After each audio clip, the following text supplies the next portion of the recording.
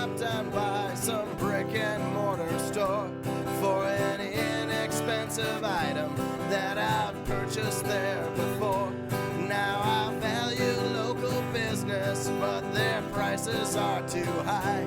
And if they can't sell it cheaper, then they all deserve to die. Give me the machine, yeah, give me the machine. It tells me what I want and never asks me what I need. That's correct. I'm never wrong, and when I am, it gives me things for free.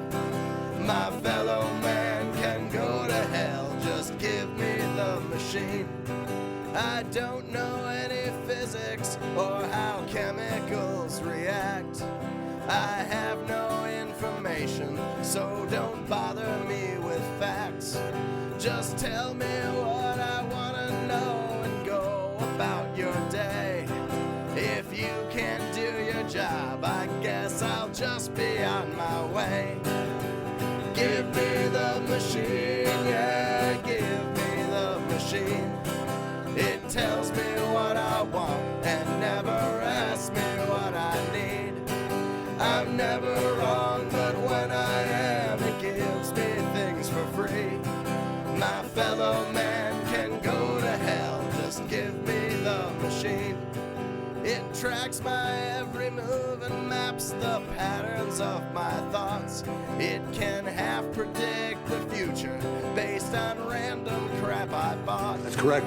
It sends me sweet reminders of the history we shared, stored upon some server farm within some super villain's lair. Give me the machine, yeah, give me the machine. It tells me what I want and never asks me what I need. I'm never wrong, but when I am, it gives me things for free. My fellow man can go to hell, just give me the machine. There's a warehouse full of peasants that fulfill my every whim. They're all pissing into bottles as to not get fired again. They might never break the cycle, they may never make ends meet, but it's nothing like the shame if I myself was in the street. So give me the machine, yeah, give me the machine. It tells me what I want and never asks me what I need. That's correct. I'm never wrong, and when I am, it gives me things for free. My fellow man can go to hell, just give me the machine. Hey everybody, how's it going? We're live.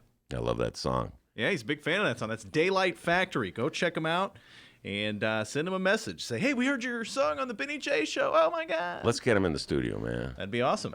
That's a great song. Now I can't think of the song I was going to sing. Oh, shucks. Listeners are so disappointed.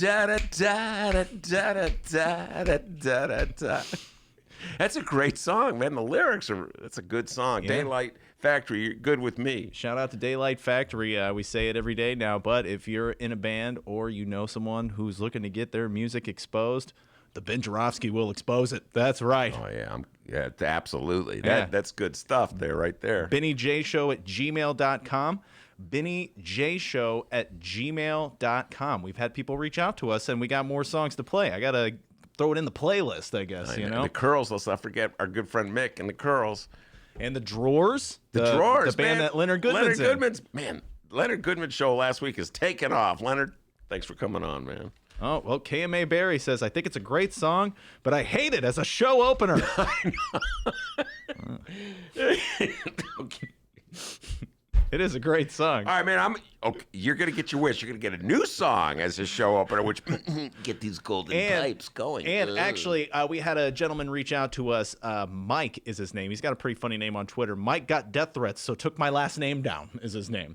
I don't know if that's really that funny, but no, that's not Mike. funny. Mike reached out to us, and he sent us a boatload of songs, and we're gonna let Mike's song be our intro. Oh, okay. For today, and, and the song's called "Take It Out of Petty Cash." Can't wait to hear this. That's good. By the way, last night I didn't tell you this. I got a whole bunch of songs from a listener name. It's from England, Mick Jagger. Okay. Your Ben Joravsky show for Wednesday, March 11th. I don't know why I thought that was funny. Your Ben Joravsky show for Wednesday, March 11th is moments away. But before we get into this, we got to thank the following unions for jumping on board and sponsoring our program. Well, let me turn the camera on here. There we go. All right. Unions like the International Association of Machinists and Aerospace Workers, not Aerosmith, Local 126 and District 8. The International Brotherhood of Electrical Workers, Local 9 are sponsors, as well as the International Union of Operating Engineers, Local 150. A giant thank you to those unions for jumping on board and sponsoring this program. And, of course, today's Ben Joravsky show for Wednesday, March 11th is brought to you by our good friends at the Chicago Federation of Labor. Ben, people on the live stream can see that you're on your phone. I'm trying to get the song I want to sing, but I don't know if it's going to work. All right, anyway, I'll sing it anyway. I wanted to have the actual lyrics, folks. That was pre-show prep, but couldn't find it. So yeah, if you did, people wouldn't be able to tell that they were the lyrics anyway. So anyway, this is the only part of the song I know. Ready? Spill the wine, take the girl, spill the wine. War. You ever heard of the group War? Yes, I've heard of the group Wow, War. you have? Yeah. I'm stunned that you've heard. It's one of my favorite groups from the 70s. The good old days. All right, the Ben Joravsky show with a new intro song called Take It Out of Petty Cash starts now.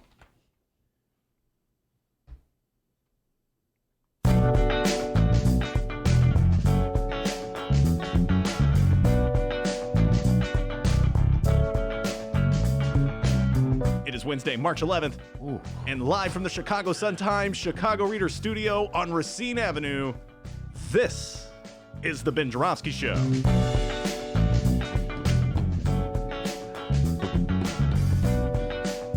Ben likes the new song. I really like this. Today on the program, legendary Chicago journalist Monroe Anderson is back.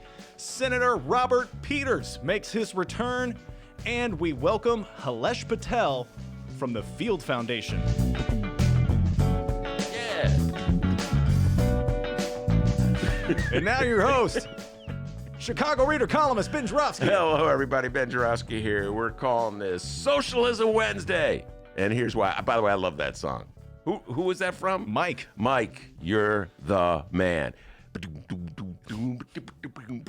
I'm playing. Guys, I work with him every day.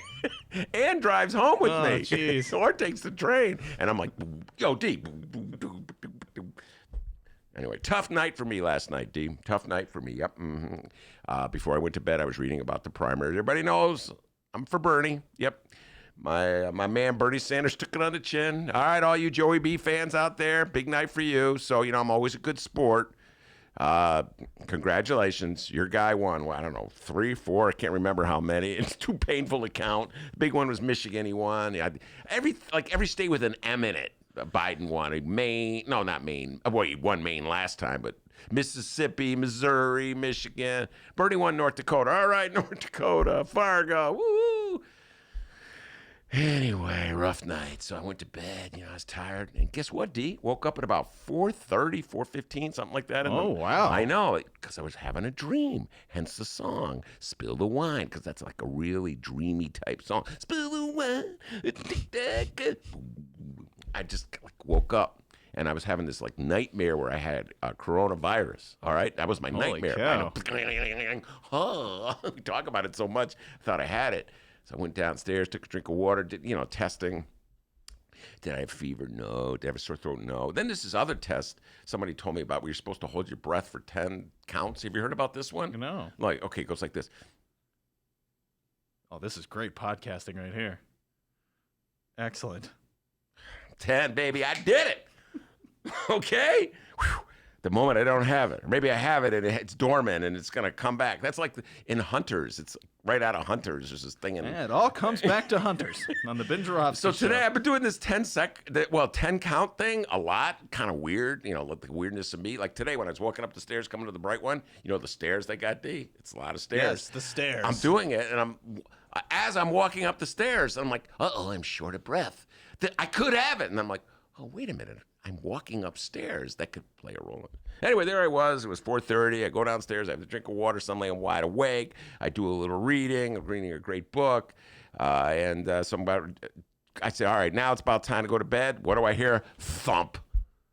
That's the sound of the newspapers landing on my front porch.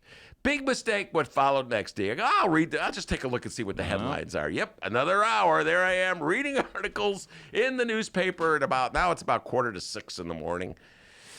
It's not a good lifestyle, ladies and gentlemen. Anyway, most of the articles addressed two issues. I'll deal with the first one first. The aforementioned Bernie losing to Biden, and one article after another pointed out that the Dems had decided that Bernie was too extreme. That a lot of people were voting like strategically. First of all, some of them thought Bernie was too extreme. Many voters don't like the fact that Bernie is an avowed Democratic socialist, and others who might be a little more tolerant say, well, other people won't vote that way. Although we all know that's BS. You know, when people say, well, you know, I'm glad we're back to saying BS today, by the way. Well, we actually may fall off that bandwagon in a little while. Oh, man. I mean that wagon in a little while. Anyway, so, you know how they go, well, there's swing voters, Ben, in Virginia will be really upset. Not me personally. I don't, personally, but I'm worried about the swing voters. Yeah, I think you're a little worried about it yourself. Just saying, okay? Then there was, remember, they had like all so worried about Bernie because he had taken the honeymoon in the Soviet Union, and allegedly there was a picture with him without his shirt on. Remember that, D? The New York Times columnist, wait till they get a hold of that picture of Bernie in the Soviet Union on his honeymoon without his shirt on. What a thought, like that's going to scare those voters, those swing voters in Virginia and Michigan. Anyway, it looks as though my beloved Democrats falling in line. Bernie's too extreme, one by one. They're voting for Joe Biden, and he's on a roll. Bernie's going to have a press conference, probably having the press conference as we speak, to talk about the future of the campaign. My guess is he's still going to be in the campaign. I'm online looking. I'm urging him to stay in the campaign. I think we need Bernie in this campaign to force Joey B. and the rest of the Dems, the centrists, not to run to the right. They love running to the right. Oh, God, this will get the swing voters. Breaking news. Bernie Sanders vows to stay in 2020 race after a series of losses. My man, Bernie Sanders, my man. I'm glad you made that decision, Bernie, because as I was saying, you got to keep these Dems honest. They will run to the right every chance they get. Run, run, run. Here we go. Run, run, run to the right. I believe the quote here says from Bernie, won't stop, can't stop. $27. Anyway, so that's what I was thinking of reading. And the other articles were all about the coronavirus and the panic. Apparently, the whole country's really upset and nervous. I don't blame them. I'm scared myself. We have these, my wife suggested this to protect our guests. Yeah, look at this, guys. We got to give Dr. D credit for doing this. He's the one who really easy. He figured it out. Yeah, you just put the Kleenex on the microphone and put a rubber band around it. By the way, everyone's an expert. I told Monroe about this. He's our guest today, and he was like, well, I don't think the tissue will work. Everyone's an expert. It's the thought that counts, Monroe. Everyone's a freaking critic. Oh, my God. What? Let's see your great idea, Monroe. For the people on the download, we've taken our microphones and we put Kleenex over them for our guests, and we put a rubber band around it. That's our attempt to help out. And Miles is laughing. And after every guest leaves, we'll change the Kleenex. Oh, my God. I didn't know there's so many tasks involved in this. Man. So anyway, everybody's panicking about the coronavirus. I woke up in the middle of the night thinking I had it, so I'm no different than anyone else. But the interesting thing, Donald Trump was meeting with the Republicans. Suddenly, guess what? They're all turning into socialists. Oh, yeah, Donnie Trump. Yeah, he's meeting with they want to have like a guaranteed sick leave. If you miss work because of the coronavirus, you get sick leave. You're going to get paid for it. Oh, that's socialism. That's straight out of Bernie. How about this? They're talking about bailing out the airline industries. Yeah, well, it's not fair. The airline industries are really losing. Oh, that's socialism. That's straight out of Bernie, right? And then, then just like it's not really socialism, but they're going to give everybody, a little break on the. They love giving breaks to rich people. But by the way, remember when Bernie was advocating college tuition for all, and was saying, that you shouldn't have a means test, that everybody should have access to college tuition. Otherwise, there would be no widespread support for the program. And Mayor Pete, remember Mayor Pete? Oh, your favorite. Mayor Pete. Well, this is when I turned against the guy. I didn't even know about him. And then I read this quote. Oh, that's not right. Rich people shouldn't get a break. Hey, Mayor, where's Mayor Pete to criticize Donald Trump when he's giving money to everybody?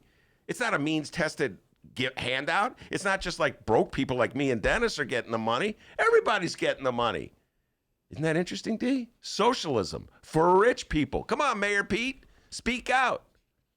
Yeah, man. It's going to cost at least, the earliest estimate I saw in the New York Times, $700 billion. Now, I remember the Democratic debate when all the moderates were ganging up on Bernie. Yes, that's billion with a B.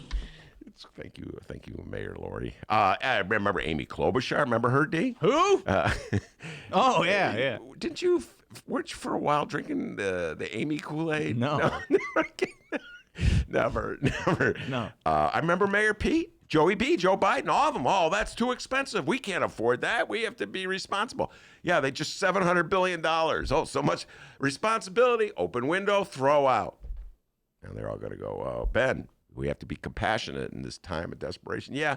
Hey, I got news for you guys. Times are desperate for people a lot, ordinarily, like just ordinary working people. They don't get sick leave. They have to fight to get barely $15 an hour if they get that.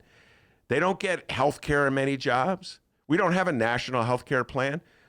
But I guess, as they say, times are only desperate when rich people are feeling the pain, when ordinary people are feeling the pain. Oh, come on, man it up. Anyway, so what is it? At times like this, it's compassion, but ordinarily it's socialism. Bernie, keep up the fight. Do not let these Dems move to the right. We got a great show today, everybody. Monroe Anderson, he'll be doing cartwheels. He's not the biggest Bernie fan in the world, but he's got a lot to say. I already talked to him today. He's going to come in and make fun of these microphones with the tissue on them. Robert Peters, the state senator from Hyde Park. I've been awaiting his return. Yes, big Bernie supporter. All right, big-time Bernie supporter. He may be a little down. We'll have to cheer him up a little bit, okay? I think he's Bernie's Illinois coordinator or something. He's got some title with I should have done the pre-show prep and knew the exact time. We'll ask him when he's here, all right? Stop admitting you don't do pre-show prep. And Hilesh Patel from the Field Foundation is going to talk about leadership in Chicago. And then he told me, he goes, I'll talk about anything you want to. Whoa. Okay. He is a first-timer on the Ben Joravsky Show. Whatever you want. So we'll talk about socialism for the rich. How about that? How about it? We'll talk about socialism when times are hard for everybody. When rich people are in trouble, let's bring in the socialism. But when ordinary people are feeling, that's socialistic. That's a step away from communism. That's kind of like my David Chappelle imitation. I just realized when I was doing it. Anyway, we have a great show. A lot of political discussion ahead of us. Before we do any of that, the young man from Alton, the man they call Dr. Doobie, with the news. Hey everybody, how's it going? All right, before we find out what's happening in Chicago and/or Illinois this afternoon, Joe Biden, congratulations on another big primary win last night. Anything you'd like to say to the voters this afternoon? Play the radio. Make sure the television, make sure you have the record player on at night. The phone. Make sure the kids hear words. All right. Got that? Make sure that kids hear words, okay? I got to write that down. That's something to think about. On to the local news. And no, we haven't made it into any new political campaign attack ads in the last 24 hours. I'm both relieved and disappointed. Yeah, man, God, that was a high for me, huh? But it looks like BS Gate, the time Kim Fox came on the Ben Joravsky Show and cursed, is still barely holding on in the news cycle. I believe Eric Zorn of the Chicago Tribune weighed in with his thoughts this morning. Yes, he did. That was one of the things I read at about 6 in the morning when I should have been sleeping. Eric Zorn, our good friend, as election nears, we're still knee-deep in questions about Fox in the Smollett case. You just instantly say Smollett Gate. Yeah, see, that's the difference between E and Z. We'll get into this. Eric Zorn. By the way, what do you think of that headline, D? Oh, what was it again? Let's hear. Tribune headline writer. As election nears, we're still knee-deep in questions about Fox and the Smollett case. Knee-deep, BS. knee-deep in. Oh, Whoa, get out the pond. All right. I've heard better Tribune headlines. How about that? Whenever they have like something resembling a joke, you're like Joe Friday, just the facts, ma'am. God, man, rain on the parade. I'm giving the guy or woman a shout out there at the Tribune. Okay, they're feeling bad because we always, or you know what? I always say that, but much better than Sun-Times headlines are. It's true. You did defend it or headlines. Anyway, where was I? I don't know. Oh, Eric Zorn. Yeah, let me say this about Eric Zorn. Great guy. A very good writer. One of the saner columnists at the Chicago Tribune. He's a listener to the Ben Joravsky show, and he was a guest on our show. He was a guest. Go download that episode. Yes, excellent episode. He's, by the way, a fantastic guitar player. Did you know that, D? Did not. No, right now I'm doing my Eric Zorn and guitar imitation. No. That's Eric Zorn and guitar. Great sure guitar. He's better than that. Hell of a basketball player. Tall guy. I post him up. All right? Yeah, he's a tall fella. He's one of those tall guys who thinks he's got a jump shot, so he's always going, no, go down low, put your hands in the air, and get me a rebound. Yeah, all right? 2 words, Zorn Skyhook. But I'm not feeling this column easy. You know, I love you dearly, but no, you and I just do not see eye to eye on this thing. Essentially, he gives us a shout out, so thank you very much. And he talks about how when Kim Fox came on our show, she said the issue with Smollett is... And then he writes, excuse my language, is bull beep. And the Tribune protecting its readers. It's B-U-L-L, and then they have a dash, causing Tribune subscribers throughout Chicagoland to scratch their head. What could the 4 missing words be? Oh my God, it's like a crossword puzzle. Honey, some guys don't know. What? It's 4 words. Okay, it's B-U-L-L, and then there's 4 letters. What could it be? Well, that's my Marge imitation. Is that a good imitation? Horrible. Okay. Anyway, we all know what those 4 letters are. I got to say them yesterday, and then Dennis laid down the law.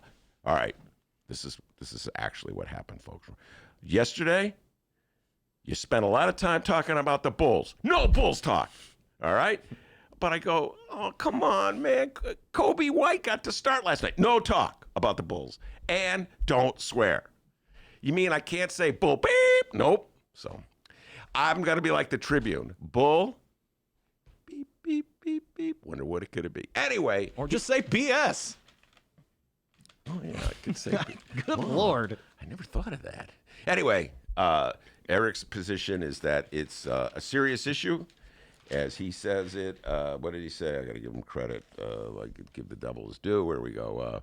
The big question is: was Smollett offered special treatment due to his celebrity or connections? Fox has steadfastly refused to answer and said her only failing here was poor communication with the public. That's also BS. Eric writes. I say he probably was given special treatment. Yeah, I think the answer is yes. And wow, a celebrity got special treatment. I'm not saying that's right. I'm just saying when I think of all the issues facing our criminal justice system in Cook County, a celebrity getting special treatment does not rank within, I don't know, top 50. How about this one? Front page of the Tribune. Excellent article. Stacey St. Clair, spurred by a Chicago Tribune investigation involving a man who spent 2 decades in isolation after being convicted of stealing a hat and a $1 bill. A proposed state law would limit how long an Illinois prisoner can stay in solitary confinement. We have some serious problems, folks. This story is so disturbing and upsetting, I don't even want to talk about it. This is one of the things I was reading, D, when I couldn't sleep at 5:45 in the morning. I'm reading this incredible article by Stacey St. Clair about this gentleman who spent 2 decades in isolation. Obviously had mental issues. What did the state of Illinois do? Throw him in isolation. Oh, there you go. That'll really work. So I just think we have some very serious criminal justice issues. There's some obvious racial biases in our criminal justice system. We have a black woman who is finally at the head of the Cook County state's attorney talking about, expunging records of marijuana, people who were arrested and convicted on marijuana charges, bogus marijuana charges, and the bogus war on drugs. I just think punishing her for taking phone calls from well-connected politicos who probably are calling every single mayor, Cook County board president, state senator, House of Representatives, congressman all the time. I just think that's kind of extreme, missing the point. But that's just me. smart people can disagree. Not that I'm as smart as Eric Zorn, but, reasonable people can disagree. Seems way smarter than you. So, Easy, thank you for the shout-out. I love you. You're a great guitar player, and you're a heck of a basketball player, although I think you should go post up and stop with the outside shots. But we just don't see eye to eye in this one. Come back on the show, Eric. We'd love to have you. I'll bring him back. He'll sit right there, and we'll have a debate on this. There we go. Make sure you put the Kleenex on the microphone. All right, moving on. Illinois Governor J.B. Pritzker. Today, J.B. is at the Office of Emergency Management and Communications for a coronavirus update. We'll have audio from that in moments. But as we were live on the air, Governor Pritzker announced Tuesday that the total number of people with coronavirus in Illinois has grown to 19 and said that he's becoming increasingly frustrated with the federal government's inability to provide enough tests to screen the public. Here's the quote from Pritzker. Quote, "We have not received enough tests. We have tests. We are testing. But we would like to be able to test anybody that shows signs that they need to be tested and anybody who would like a test." Pritzker stressed that those most susceptible to the virus, people older than 60 with pre-existing health conditions, need to be extra vigilant about staying away from large gatherings. Well, I'm in that list. Sort of. Hold on, let me do the test again. Please, dead air. Whew. Did it. Not even tired. Well, of course, try doing that when you're walking up and down the stairs. Like I try to make light out, but it's serious. And our federal government has let us down. JB is absolutely correct. Donald, by the way, folks, MAGA hat wearers out there, I know you love Donald Trump, but come on, you got to be honest. This is the worst, example of leadership from a president in the last 100 years. This is atrocious. This guy is so bad. His inability. We're going to talk about this with Monroe, I know, but his impatience with gathering facts, his hostility to taking deep dives on complicated issues, his instinctive reaction to make every issue about him and his need to defend himself and attack anybody who dares to criticize anything he does at a time when the country should be all looking at our leader for guidance and leadership. Pathetic. I think MAGA hatters, they won't admit it, but if you get them, come on, off the record. Microphone's turned off. Come on, MAGA hatter. I wonder what my good friend Nick Sposato thinks about this, Alderman Nick Sposato. Remember we had Nick on the show, and he said he voted for Donald Trump. I go, you're going to be the test. Is there anything Donald Trump can do that would get you not to vote for Donald John Trump? We should bring Nick back just to ask him about this performance. I don't know, Nick. I don't think you can defend this behavior by Donald John Trump. So J.B. Pritzker once again saying that you need to be extra vigilant about staying away from large gatherings. All right, now the following is an attempt at providing some levity in these scary times during the coronavirus. And speaking of large gatherings, it's not a good day to be a white person, Ben. Typically, pretty easy. But no, not today. Because of this damn coronavirus, 2 of our favorite events have been canceled or postponed. First, Ben, if you listen closely, you can hear hipsters and yuppies in training crying all over America. The Coachella Music Festival has been canceled. Okay. I'm not really... I know that's like God type of thing in California. Yes, since 1999, overprivileged Caucasians and flip-flops have flocked to Indio, California, spent thousands of their parents' dollars on airfare, show tickets, sunscreen, and a variety of drugs as they poorly dance the weekend away to some of the worst music known to man. Well, not this April. No, due to the outbreak of the coronavirus in the United States, the annual April event has been canceled, but postponed until October. Oh, so it's just postponed. What are they? They know something we don't know? They know the coronavirus will be gone. And, right. Life will go back. We can do this hippie festival thing. Now, I know this is sad news, but I'm about to make this glass half full, white people.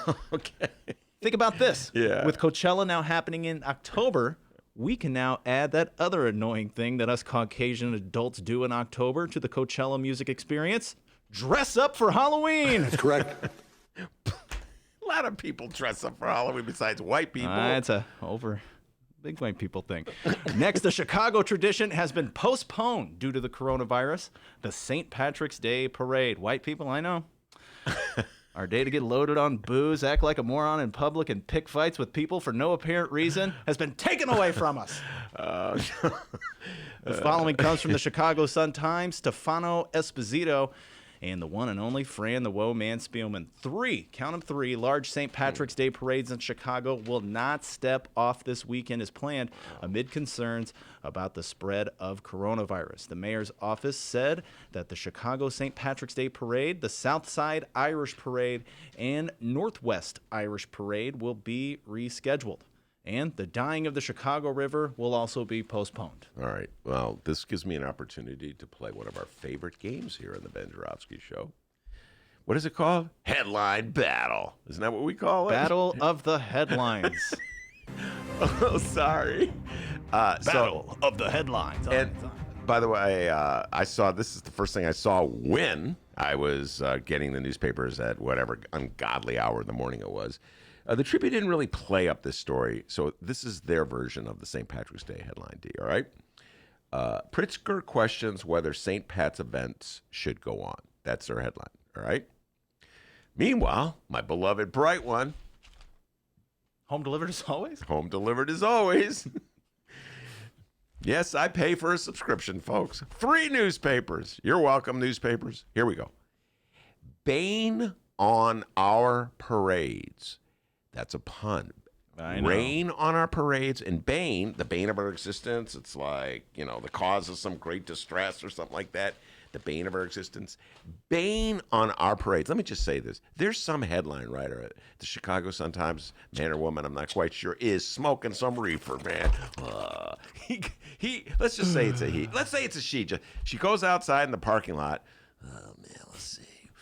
You know, rolls up a doobie. Oh, Doobie. Bane on our parades, baby. We got it, man. Bane on our parades, bro. Then they run it by Tommy Schuba. Tommy, what do you think of this one?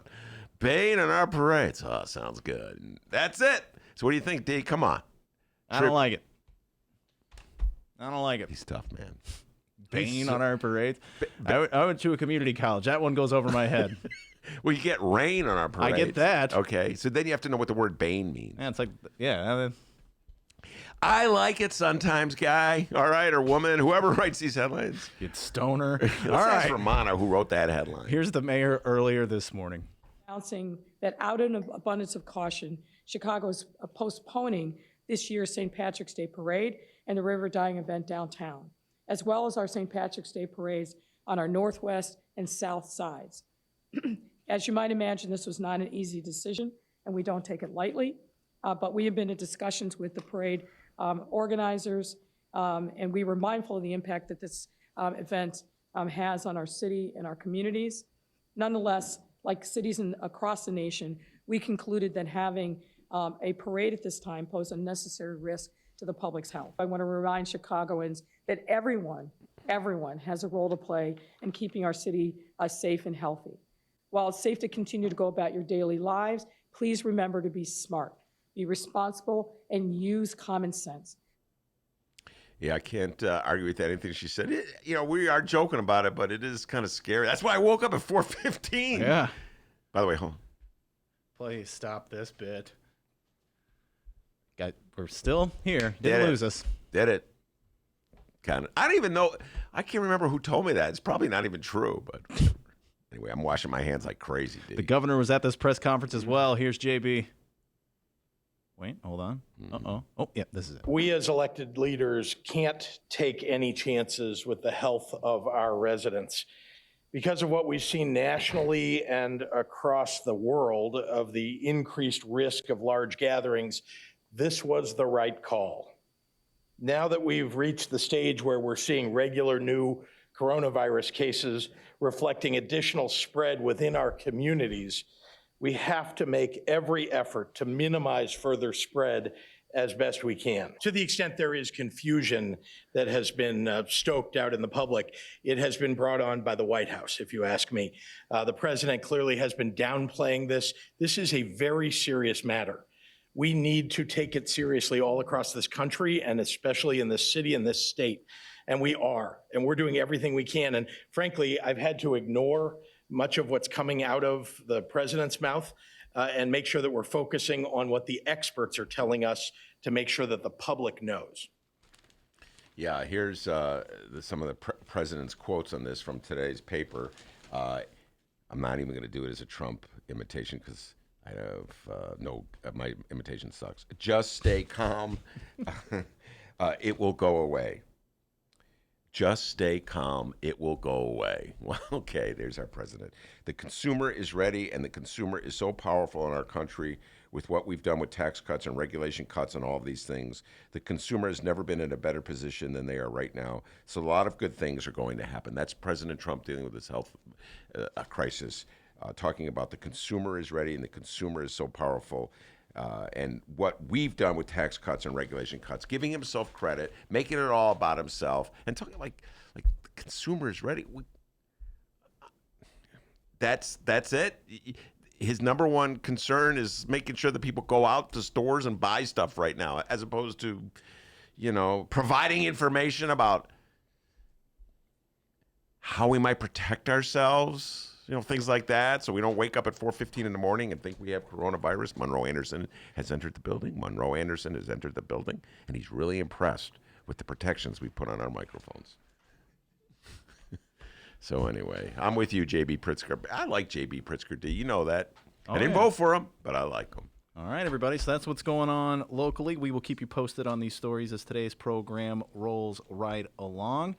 Oh, boy, Johnny Joe weighed in. Now, Johnny Joe is our downstate listener, and I guess he's worried about another event that a lot of white people like going to. Johnny Joe writes in, I wonder if they will cancel the demolition derby at the state fair. When is that? That's in the state fair is... in the summer.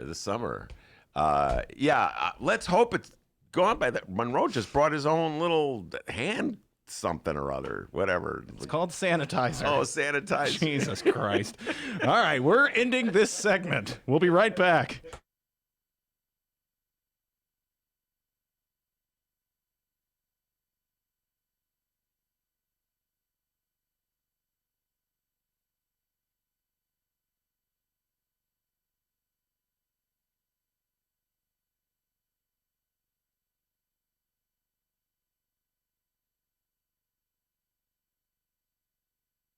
Read the Chicago Reader to get up to speed on what's what in Chicago.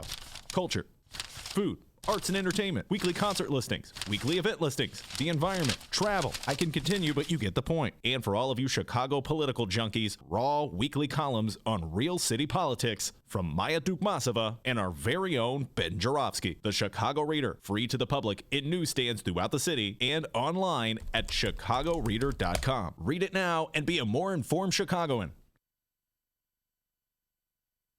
Hey, D. Yeah? Did I tell you that the Ben Joravsky Show is sponsored by Rattleback Records? No. Well, it is. Rattleback Records at 5405 North Clark Street is Andersonville's full-service record store. Hey, D. Did I tell you it was voted one of Chicago's best record stores in the 2019 Chicago Reader poll? No. Well, it was. Wow. Rattleback Records, 5405 North Clark Street. Used and new LPs and 45s. They got CDs, DVDs, books, gifts, and much more. For more information, contact them at rattlebackrecords.com. That's RATTLEBACK records.com. Did you know that 40% of the people in Illinois opt to be cremated? Well, it's true. And Chicagoland Cremation Options honors their wishes by providing cremation services directly to the general public. Chicagoland Cremation Options provides an affordable, ethical, and easy cremation arrangement, whether in person or online. Save thousands and streamline the process by going directly to Chicagoland Cremation Options. It's a family-owned business operated by my good friend Douglas Klein. Here's how you reach them. Chicagoland Cremation Options.com. One more time. Chicagolandcremationoptions.com. It's the butter cow, which has 9 hearts to represent the 9 essential nutrients in milk. That's right, it's made entirely out of butter, and it's a state fair tradition since at least 1922. You're no longer mayor of Chicago. You're not holding public office right now, so you don't have to watch what you say. Not that you ever did that much. I was going to say, yeah, that was not really... I don't think you have to worry about that. But now you can prepare to be Rombo again, the neutron Rom. Just blow up the place. Where's Waldo?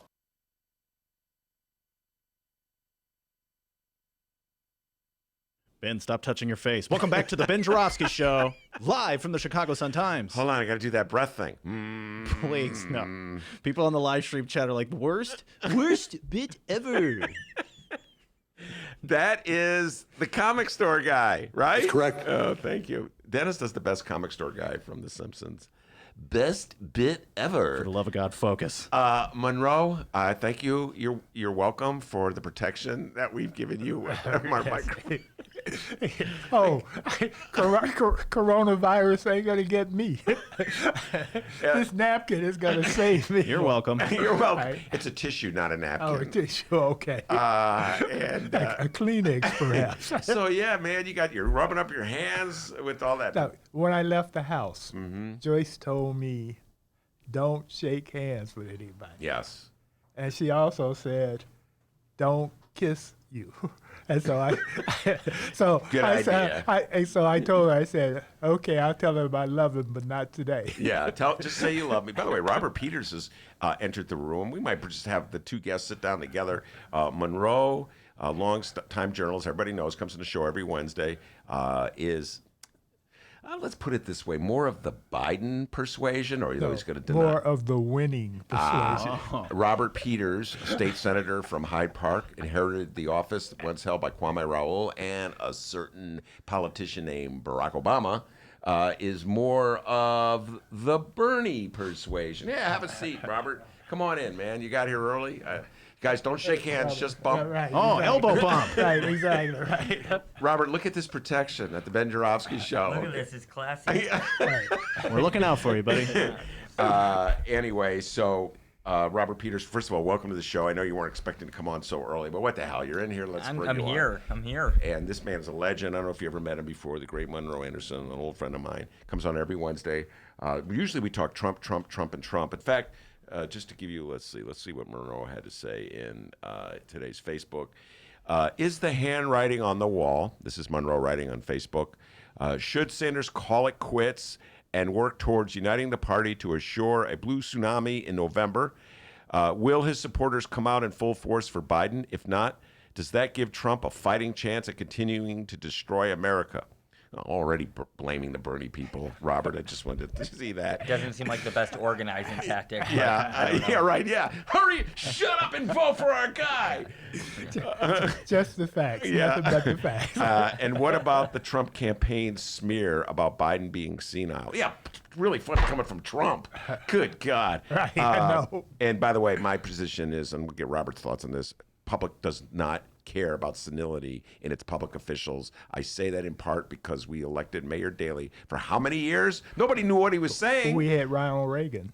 Oh, Ronald Reagan had Alzheimer's. Yeah, right, exactly. I mean, that was before Robert Peters was born, but... No, that's in the middle. I was born in 85. Okay, you were 3 years old. You were not aware of... He was still impacted me here. Yeah, he was a political prodigy. I mean, like 2 years old. He's in the crib. Goo gaga, Reagan. All right, anyway. And what about the Trump campaign? Oh, we already did that. We'll discuss these issues and also the pandemic and State's Attorney Kim Foxx. Oh, my God, yes. We can always talk about the Kim Foxx case. And I don't know, Robert, if you were paying attention to this, but Kim Foxx came on the show last week, and we were talking about Smollettgate, and essentially what I said was, I'm a lefty. Okay, everybody knows that, and to me, Smollettgate is totally blown out of proportion. As obsessed as I am with the story, I don't think would rank in the top 20 of criminal justice issues facing the people of Cook County, and that was my position. Okay, now, I'm not saying she did handle it right, but it's not in my top 20. And then she stunned me by saying Dennis won't allow me to swear, but she actually said, she said what it was. Yeah, she said what it was. Right. Okay, and then Bill Conway came out with a commercial where it played it on a loop, like an old rock song, right, where she's saying, it's bullshit, it's bullshit, it's bullshit. Bullshit, it's bullshit, it's bullshit, bullshit, bullshit. So anyway, man, it got me all fired up, and I'm like, come on. So do you agree? But do you agree with me? Let's start with this one, Monroe. Do you agree with me that it is BS? I agree with Kim that it is BS. Oh, okay. I agree with Kim. Hey, what you've just participated in is plagiarism. Oh, yes, okay. What's your thoughts on this subject, Robert? I think the main focus here is what Kim Foxx has done in terms of her office as a state's attorney, in terms of advocating down in Springfield. And I think it's important for us, in terms of my perspective as a state senator. And the other part is, before I was a state senator, I was an organizer and helped elect her to beat Anita Alvarez and was part of a coalition of people that made that happen. And I think that we should not lose sight of what that office has been able to accomplish. I mean, the wrongful conviction unit and sort of advocating when it came to cannabis and the role that was done there. And I think it's important for us to focus on that. I think, when we look at campaigns, a lot of things become taken out of context or thrown out all the time. I think it's important that we ground it in the fact that Kim Foxx, as state's attorney, has done a great job, and she needs to still stay there. We need her there. And I think that's for everybody in this city. So. All right, fair enough. That's well put. That's why he's a state senator, and Exactly. I'm a columnist. Yeah, and I'm an old retired journalist. Yeah. Your sense of how voters in your neck of the woods, again, you're from Hyde Park. Robert Peters, as I said earlier, state senator from the district that once Kwame Raoul held and Barack Obama held. So I would say it's people of more of the liberal persuasion. What's the sentiment in your district regarding Kim Foxx? Well, so I have a unique district. It stretches from the Gold Coast down to the Indiana border, with basically what you would say a big bulk of it in the Hyde Park 4th and 5th Ward area. So I think a lot of people have varying opinions on it. I think if you ground people into having a conversation beyond what happened last year and what they want to see out of the state's attorney office and what they want to see in the justice system, they are open to that. So I think that's the key argument to make, is that this is, there's this incident. It clearly, and I think for many people, rightfully in their feelings, got them upset. But I think if you want to know what is that state's attorney's office going to do for people on a broad level, on a macro level, then you've got to go with Kim Foxx. So I think most people feel that, but I think there's just a varying degrees of that. And I think at the end of the day, the public right now is just distrustful of government. I mean, the level of corruption we have, the amount of attention to that corruption that's been going on. And I think it's very important for us to sort of restore that trust that needs to happen. And one way we can do that is sort of explain in simple but concrete details about what's actually happening, both at the state's attorney's office or at the city, at the county, at the state. And I think that's what's most important. So when I talk to people, that's what I do. Mm-hmm. I sort of explain how important Kim Foxx is in relation to my role as a state senator. Mm-hmm. And I think that's what's most important here. So to me, that's sort of my vision in terms of what I'm seeing. But yeah, that's sort of it. Well, that's the one part, and we'll move on to the national issues, but that's one part of Eric Zorn's column today. He wrote a column about it today. We already talked about it, but he did pick up on the issue of trustworthiness. And this is a story that, like, it seems like there's missing pieces, put it mildly, and it's easy to jump to conclusions as to what went down. I myself am ready to jump to conclusions as to what went down. I have in the past. I think it was essentially Kim Foxx my interpretation was doing a favor for someone, and it blew up in her face, and people didn't appreciate the favor she did and acted like jerks, and she's paying the consequence for it. Yeah, see, and I have a more broad-based point of view on this. She ran on reform, where she decided that we're not going to just put black men in jail just for the sake of it. Okay, this would be a good place for them to be locked up. We're not going to give them police records just because they're black. And she has she has done that for a lot of just everyday black people. 5,000 during her term have not been prosecuted because of this. And so why should she make Jussie an exception? Okay, well, I'm trying not to put all these other young black men in jail, but because he's a celebrity, then I'm going to put him behind bars. I mean, he's been punished. He lost his job, a very good job. So, I mean, it's not like he got away scot-free or anything like that. Yeah. All right. Well, we are going to move on because we've talked a lot about this on the show, and I want to talk about the coronavirus, Trump, Bernie, Biden, all those good things. So let's just start, Monroe, with you, and then Robert, just jump in when Monroe is done. You alluded to this in the bit you wrote on Facebook, Monroe, the absolutely inadequate response of Donald Trump to this serious crisis. I mean, we have been making jokes about it a little bit, just trying to, a little levity, and it's kind of a scary thing. Right. But I've never seen a president so inadequate at being a leader. I've lived through a lot of bad presidents. See, you don't understand this. Okay. Okay. The country is trying to, the liberals, the Democrats, and the fake media are trying to hurt his candidacy. So they're making this disease up, and all these other countries now are joining them, kicking in on this. But it's all to make sure that he doesn't become president for a second term. This whole coronavirus pandemic that we have now, it doesn't exist. So he's going to continue to shake people's hands to prove that he's right until it kills him. Okay, I know you're being half facetious when you say that. He claims he hasn't been tested. I don't believe that, by the way.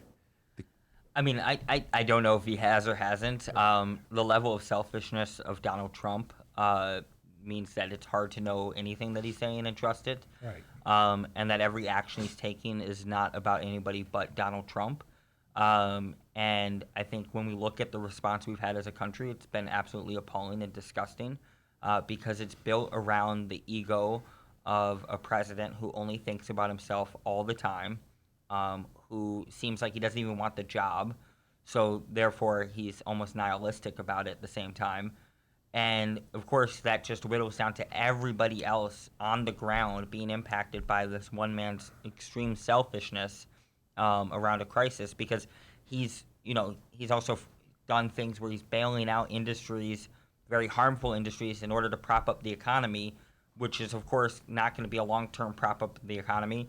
And that creates even more crisis, but he's only doing it because he's just trying to, I'm not supposed to curse, but save his ass. And so I think to me, I am extremely anxious with Donald Trump as president for a combination of things. A crisis like a virus and a crisis like an economic crisis creates really bad conditions for reactionary politics, sort of right-wing politics that are harmful, especially if, to us younger folks, and especially young folks from an oppressed group. Combined together, we become the target. And it is vitally important that we do beat Donald Trump, and I think it's vitally important that there are people who are leading in setting the tone for what we should have for a response to this crisis across the country. I mean, whether it's, South Korea had this horribly impacted them as a country, but they responded so quickly. Italy responded slower, but has decided to do things to help people directly, like freezing mortgage payments. There's only so much we can really do on a global scale if it's not being led by the largest economy in the world. And so we now have this double whammy of a possibility of many people getting sick, people who are susceptible to passing away, hitting, and at the same time, we have an extremely horrible healthcare gap. We have an extremely horrible social service gap. And we see the economy also bottom out. So if anything, this is a moment for really bold action that has to happen. One, to deal with the immediate crisis of a public health disaster, and two, to deal with both the immediate and long-term crisis of an economic disaster. Yeah, the problem is that we have been destroying the safety net in this country since Reagan. Yeah. And so you have all these people who are vulnerable. The irony, of course, is that some of those vulnerable people are the Republicans who are responsible for this mess that we have right now, because they went to the CPAC convention, and one of the guys who was there, a handshaker and a lover of the hierarchy of the Republican Party, was close to everybody. Gates was on the plane with Trump, so he was as close as we are with each other right now. And when he got the call saying that the guy that he had been hanging out with had the virus, then he's self quarantined. Now, he sat in the corner somewhere. Yeah, no, he sat in the corner of the plane. Yeah, exactly. He sat in the corner of the plane. So we don't know. I mean, for all we know, Trump may have the virus right now. I think that he probably didn't get tested because of his ego. He thinks he's Superman, and so the virus won't bother him. My perspective on that is that I think Donald Trump presents to be a Superman who, behind the scenes, is actually an extreme coward. Oh, he's insecure and what have you, but to overcompensate, and if I can get some psychological to some extent right now, so he overcompensates by doing stupid things to show how tough he is in his mind. But I hear you. I think he's just a cheat. And what he does is he'll say to public that he's done one thing, but behind the scenes has done. I mean, when we talk about the idea of socialism for the rich and pick yourself up by your bootstraps for everybody else, Donald Trump is a leading example of someone who decides to write a book, quote unquote, Art of the Deal. And if anything, he just figured out how to create a scam and then make money off of creating a scam about how he creates scams. I mean, his specialty is, I wouldn't be shocked if he was like, I'm going to try everything I can to live and then go out and tell everybody, look how strong I am. I'm the greatest thing ever. Absolutely. I'm your leader, and I'm the most glorious person that's ever existed, and that's why I can do all these things, because I've done whatever I can behind the scenes, and everyone is supposed to buy into it. And to be honest with you, I do not blame people who are susceptible in a time of crisis. It is important that there is a competing vision that says, here's what we can do in a time of crisis that gives you far less anxiety and will deal with the conditions that you're in. I absolutely agree with what you're saying, and I mean, it's very well put, because this is exactly Trump, what he does. You're so right, Robert. He pretends like he's this big tough guy. I'm not going to get a test, and he's getting the test. I have to say, I do not know that, obviously. I'm not friends with Donald Trump. I'm not in the White House. But when I saw that... Then what are you telling me, that he knows that he weighs 239 pounds? Yeah, that's the other thing. the guy weighs about 300 pounds, all right? He's a big feller, all right? Big flabby guy. Right. And he gets his doctor to lie. What did they say, 225 or 235, was it? It was 239. Because and he's now 6'3". Okay, yeah, and because he needed to be 6'3" and 239 not to be obese. There's a whole formula. Wow, yeah. Right. But see here, Robert, this is the reality of dealing with the world of Donald Trump that he's created. So there's these obvious lies. You know they're lies. You just look at the man. You're not 235, okay? You're 300. You're a big flabby guy, okay? And that's a lie. So then he says he wants to perpetuate this myth, as Monroe just articulated by saying, this is not a real crisis. I'm not worried. I'll shake everyone's hand. Meanwhile, he's going sanitizing his hand as soon as it's done. He's probably had a test, but he won't admit he had the test because he doesn't want to recognize that this is a real crisis. And I think it's layers, right? So let's just there's himself, his personality, and the cult of personality he wants to have around who he is and what he is. And the other part is that if he admits a lot of the stuff, then he's admitting failures and flaws of his own presidency. And so it's also a form of self-preservation. And I think it's going to, I can't believe Donald Trump is our president. I mean, it's just so disgusting and upsetting. But because, what makes him so effective at being bad is how ineffective he is actually as a leader. That everyone is on a constant state of edge, and he to be honest with you, I don't even think he realizes that that's a thing. That his behaviors, he's that bad, his narcissism's that bad, and that every action is just a sort of selfish reaction to an issue, and it's just frightening. But it's all this sort of layers of self-preservation for Donald Trump, and and here we are as a country with someone who, what's so wild about Donald Trump and his personality is that we don't need a government-issued monument to our president because he owns so many buildings with his name on it already. I mean, that's just wild.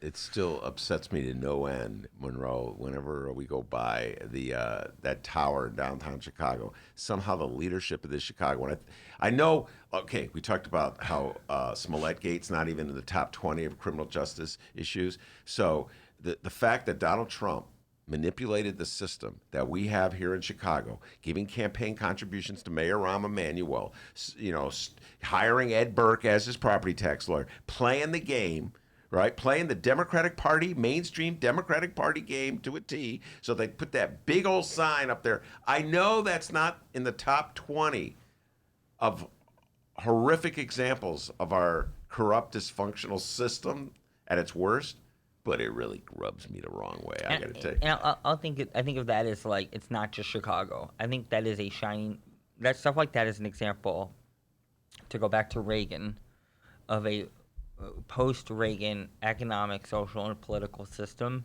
that is truly broken. And I think it does go back to Reagan. I mean, the sort of individualistic, me before everybody thing that Donald Trump represents has deep roots to sort of the dawning of neoliberal politics and economics and society.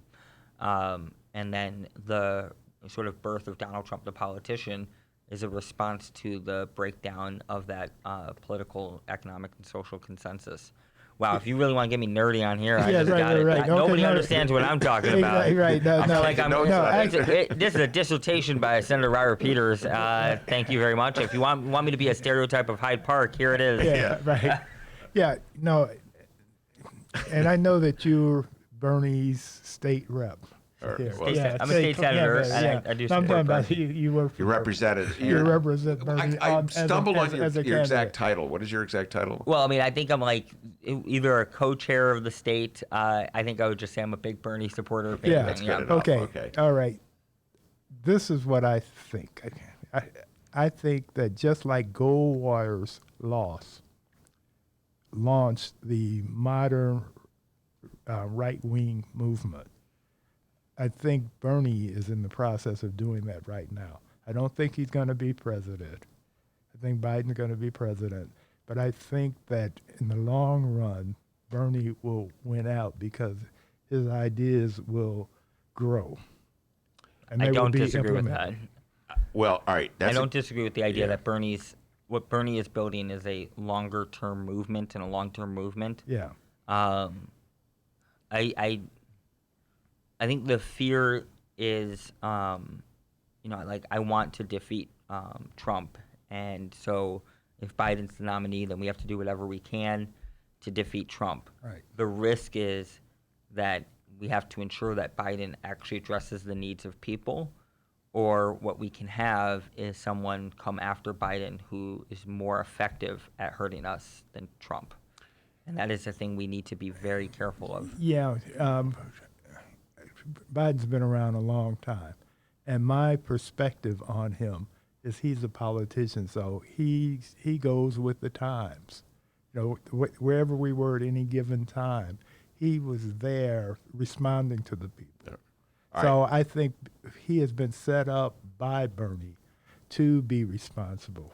And this is why I think that they should at least debate.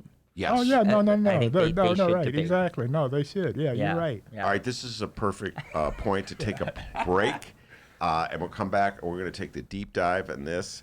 And I'm just going to start by saying, Monroe, I don't think Joe Biden has ideas in the way you're using the word. I think Joe Biden has a strategy, a political strategy, which is a lot different than an idea. Bernie Sanders has an idea, a vision. Joey B has a strategy. Think about that. Get ready to respond. Okay. We'll take a break, and we'll be right back. Eroding beaches on Chicago's lakefront, warmer winters in the upper Midwest, microplastics in our water. What can any one person do? Our best hope for saving the planet and ourselves is through the power of we. Get to the 9th annual One Earth Film Festival, the Midwest's premier environmental film festival. It's March 6th through the 15th. March 6th through the 15th. When? March 6th through the 15th. I was waiting for you to say that. 14th? No. Pay attention. Take a piece of paper out and a pencil and write it down. March 6th through the 15th. Okay? 15th. And there's 26 films, 48 events, and 4 counties. What is that again, D? 26. Films, 48. events, 4. counties. You can engage with filmmakers and experts.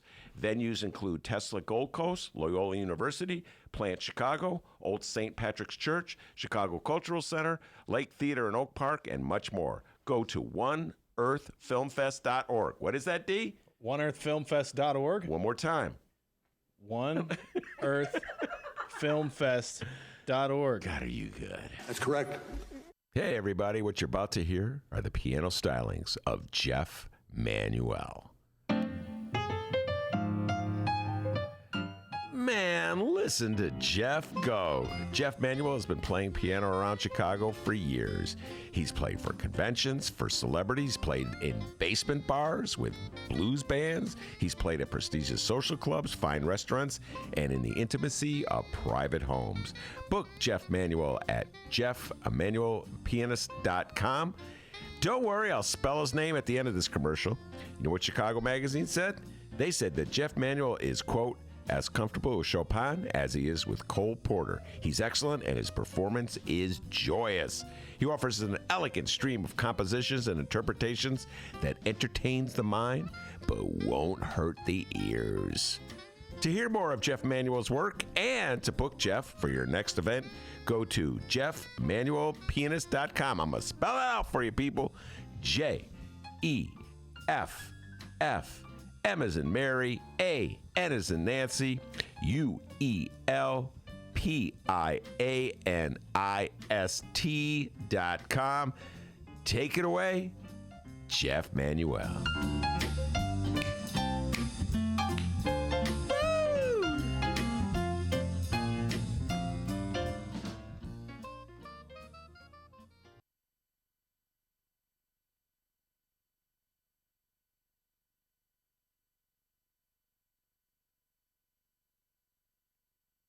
Kim Foxx is a proven progressive reformer, fighting gun crime, enacting bail reform, and expunging records from the failed war on crime are a few of her achievements. It takes more than 3 years to fix the broken justice system. Look at her record, not the rhetoric, like attack ads that have her saying curse words on podcasts. Re-elect Kim Foxx for Cook County State's Attorney, paid for by Friends for Fox. Hour number 2 of your Ben Joravsky Show is just moments away. But before we get into that, we got to thank the following unions once again for jumping on board and sponsoring this program. Unions like the International Association of Machinists and Aerospace Workers, Local 126 in District 8, the International Brotherhood of Electrical Workers, Local 9, the International Union of Operating Engineers, Local 150 are sponsors, as well as the Chicago Federation of Labor. Hour number 2 of your Ben Joravsky Show with new music starts now.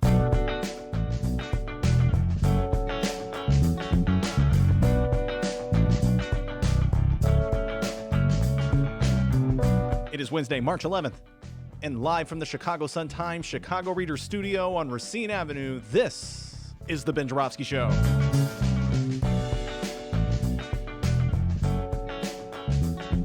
In this hour of the program, we still got Monroe Anderson in studio. Senator Robert Peters, well, he's still in the studio as well. And we welcome Hilesh Patel from the Field Foundation.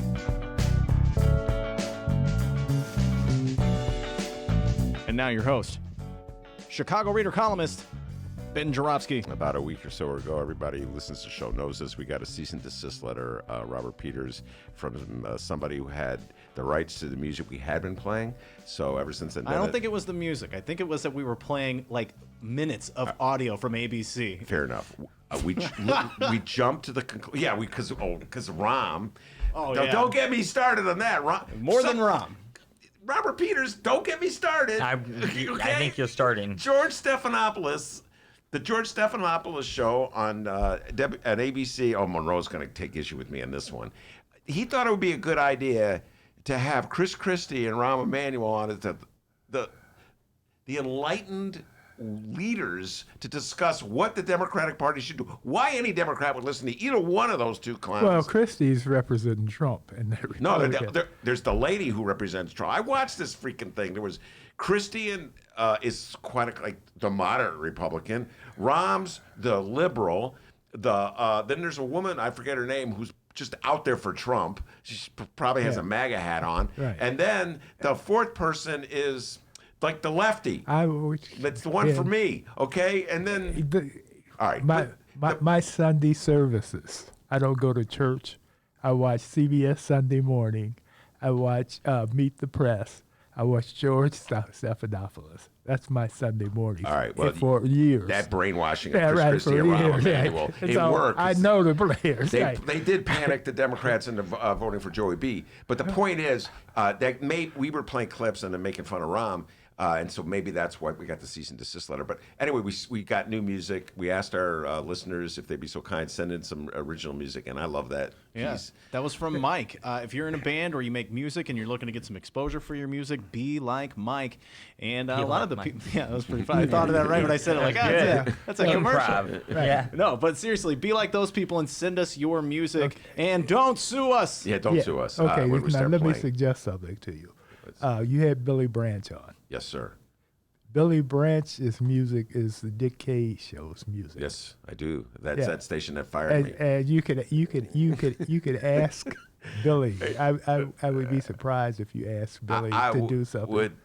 And you'd have original music by somebody who's established. Yeah. Well, exactly. that was a great. Whoa.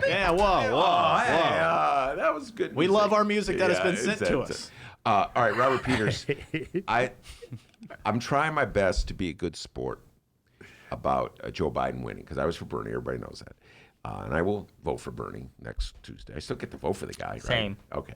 So I was for Bernie, and I get a lot of Joe Biden people come in the studio, and they really give me a hard time, and they look at Monroe smiling. And but I'm trying to be a good sport, and I will support Joey B. I will vote for him. He's way better than Donald Trump. Okay, I agree with that. But I'm really struggling with this one thing, and I need help from you and counsel and guidance, all right? Counsel and guidance. Yes. I just came from my therapist, so I'm ready. All right. So they all said... I'll help the both of you because you're misled. All right, so they all said in the debates, America will never vote for a Democratic Socialist. We can't afford these pipe dreams that Bernie Sanders has. Amy Klobuchar, Mayor Pete, Joe Biden, they all ganged up on him. God, this is radical stuff. It's never going to work. As soon as America gets into any kind of trouble, boom, they're going to cut the payroll tax. They're not limiting it to just working Joes like me and Dennis. They're cutting the payroll tax for everybody. So Mayor Pete, when he was criticizing Bernie on college aid well, you shouldn't give rich people college. Where's Mayor Pete to say you shouldn't give the tax cut to the rich people? Well, that's a dumb idea, though. You shouldn't even use that as an example, because the problem is you have a lot of gig employee entrepreneurs out there, and a lot of people are going to lose their jobs. So a payroll tax cut's not going to do you any good whatsoever. Listen, if you don't have a job. That's the idea that's on the table. That's the idea that is Because on that's the a table. Republican's knee-jerk that's response Republican to knee-jerk. anything. But I think he's criticizing that. Where's everybody else criticizing that happened? You know. The yeah, payroll and then tax let's cut. go down the list of things. They're going to bail out the airline industry. And okay? fracking's going to get a good chunk of bailout money as well. I mean, Socialism. It's all socialism. I think it's an example that,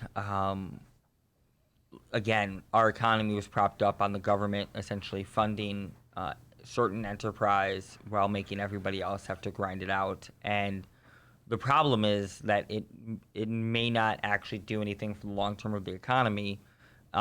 It's really just a short term. It's, again, because I'm worried about my reelection move.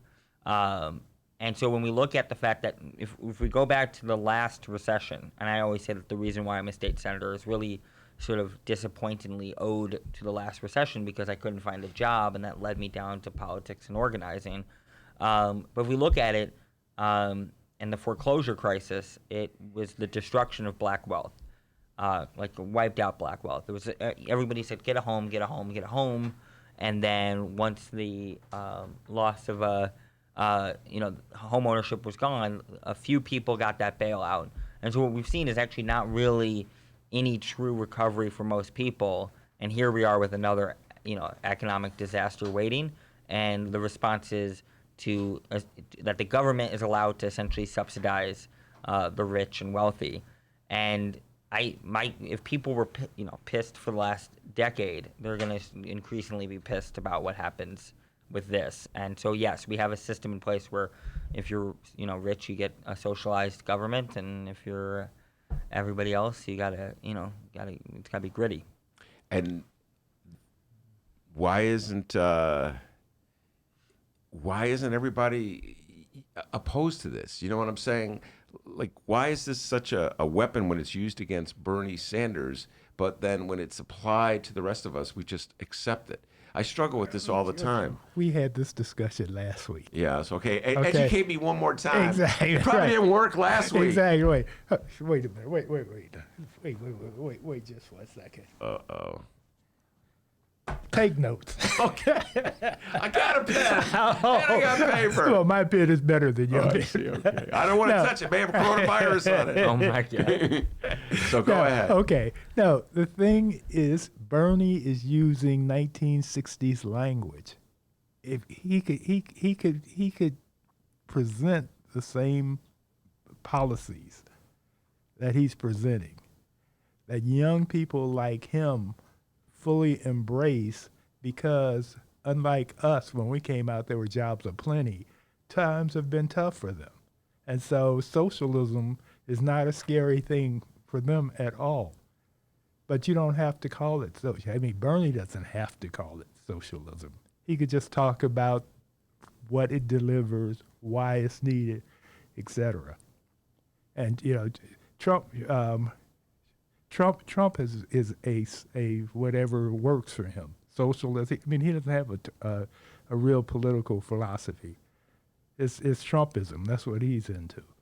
And so he's gonna. From now on, he's going to start veering to the left for re-election, because he doesn't have any principles whatsoever. So if you need this stuff, he will repeat Bernie's program. Well, I will say this. Go ahead. What's interesting about this is that there is a risk that Trump will run to Biden's left on criminal justice reform. And he'll just do that for the sake of doing it. He'll run to his left on trade.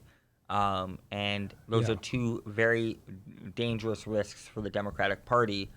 I will say it's interesting that we always sort of hear this critique about Bernie, and he's speaking like it's the 60s, and yet it's a bunch of people who were born from the 80s on after who are like, yes, let's do it. And it's one sec, Monroe. And it's a generation of folks who got freaked out because Ronald Reagan won. I always say my dad was a really good example of this. When every time I told him I had this belief or something, all of a sudden he'd have like some weird Ronald Reagan flashback, and he'd be like, Reagan was scary. I mean, although Trump makes him look like a decent human being now. But I think like Reagan's so scary that the fact that my birth is tied to the war on drugs, and my mom being addicted to drugs and alcohol, and I had to be forced into adoption was because of Ronald Reagan and the war on drugs and, you know, sort of the path towards austerity. But what I would say is we are now in a point where there's a real crisis in the party, that there is a generational divide. And it is very important that if we're heading, you know, I would like Bernie Sanders to be the nominee, but if we're heading towards Biden being the nominee, that all these people supporting Biden need to understand, for both short-term and long-term, that they need to bring an entire generation of people into the party. Like, they have to do that, and they have to concede. So when Joe Biden goes on TV and he gets asked, even though it might seem like a wild hypothetical question, if Medicare for All got through the Senate and Medicare for All got through the House, you know, would you support it? And he hints at a veto. That is the...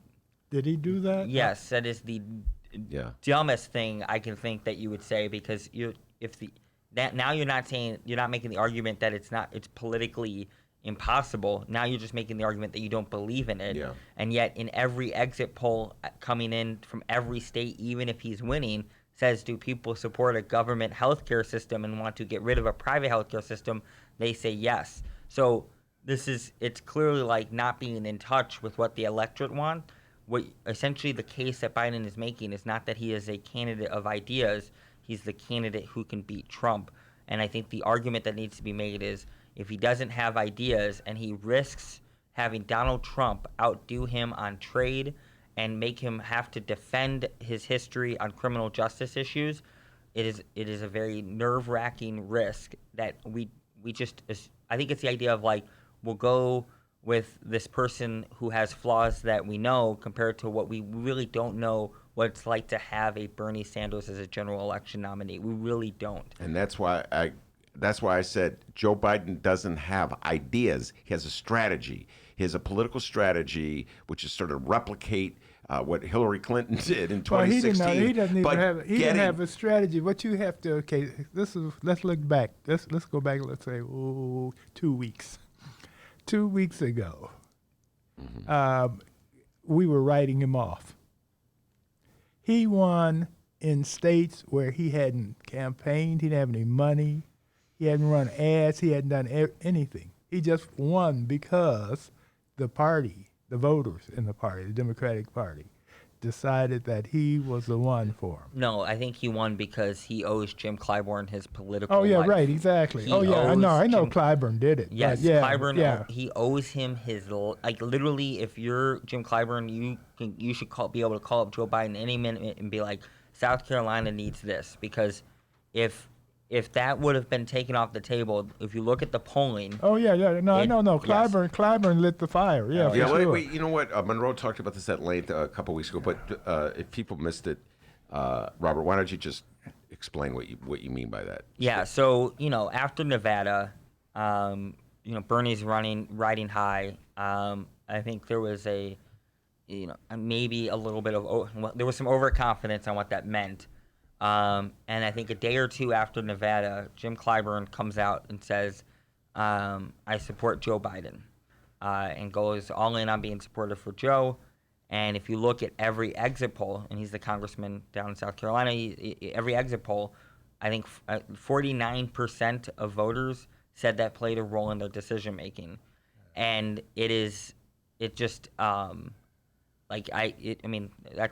what a powerful that was a blow. Surrogate to have, advocate to have. Oh, yeah, no, what I'm saying is that after Clyburn did that, then the die was cast. Everybody decided he was the guy. And so Sunday, I look forward to this debate, but unless Biden puts both feet in his mouth, and Bernie is more brilliant, it's not going to matter. No, it doesn't matter. It won't matter because everybody just wants to get this over with. They want to go after Trump. Okay, but let's just leave the realm of ideas out of this.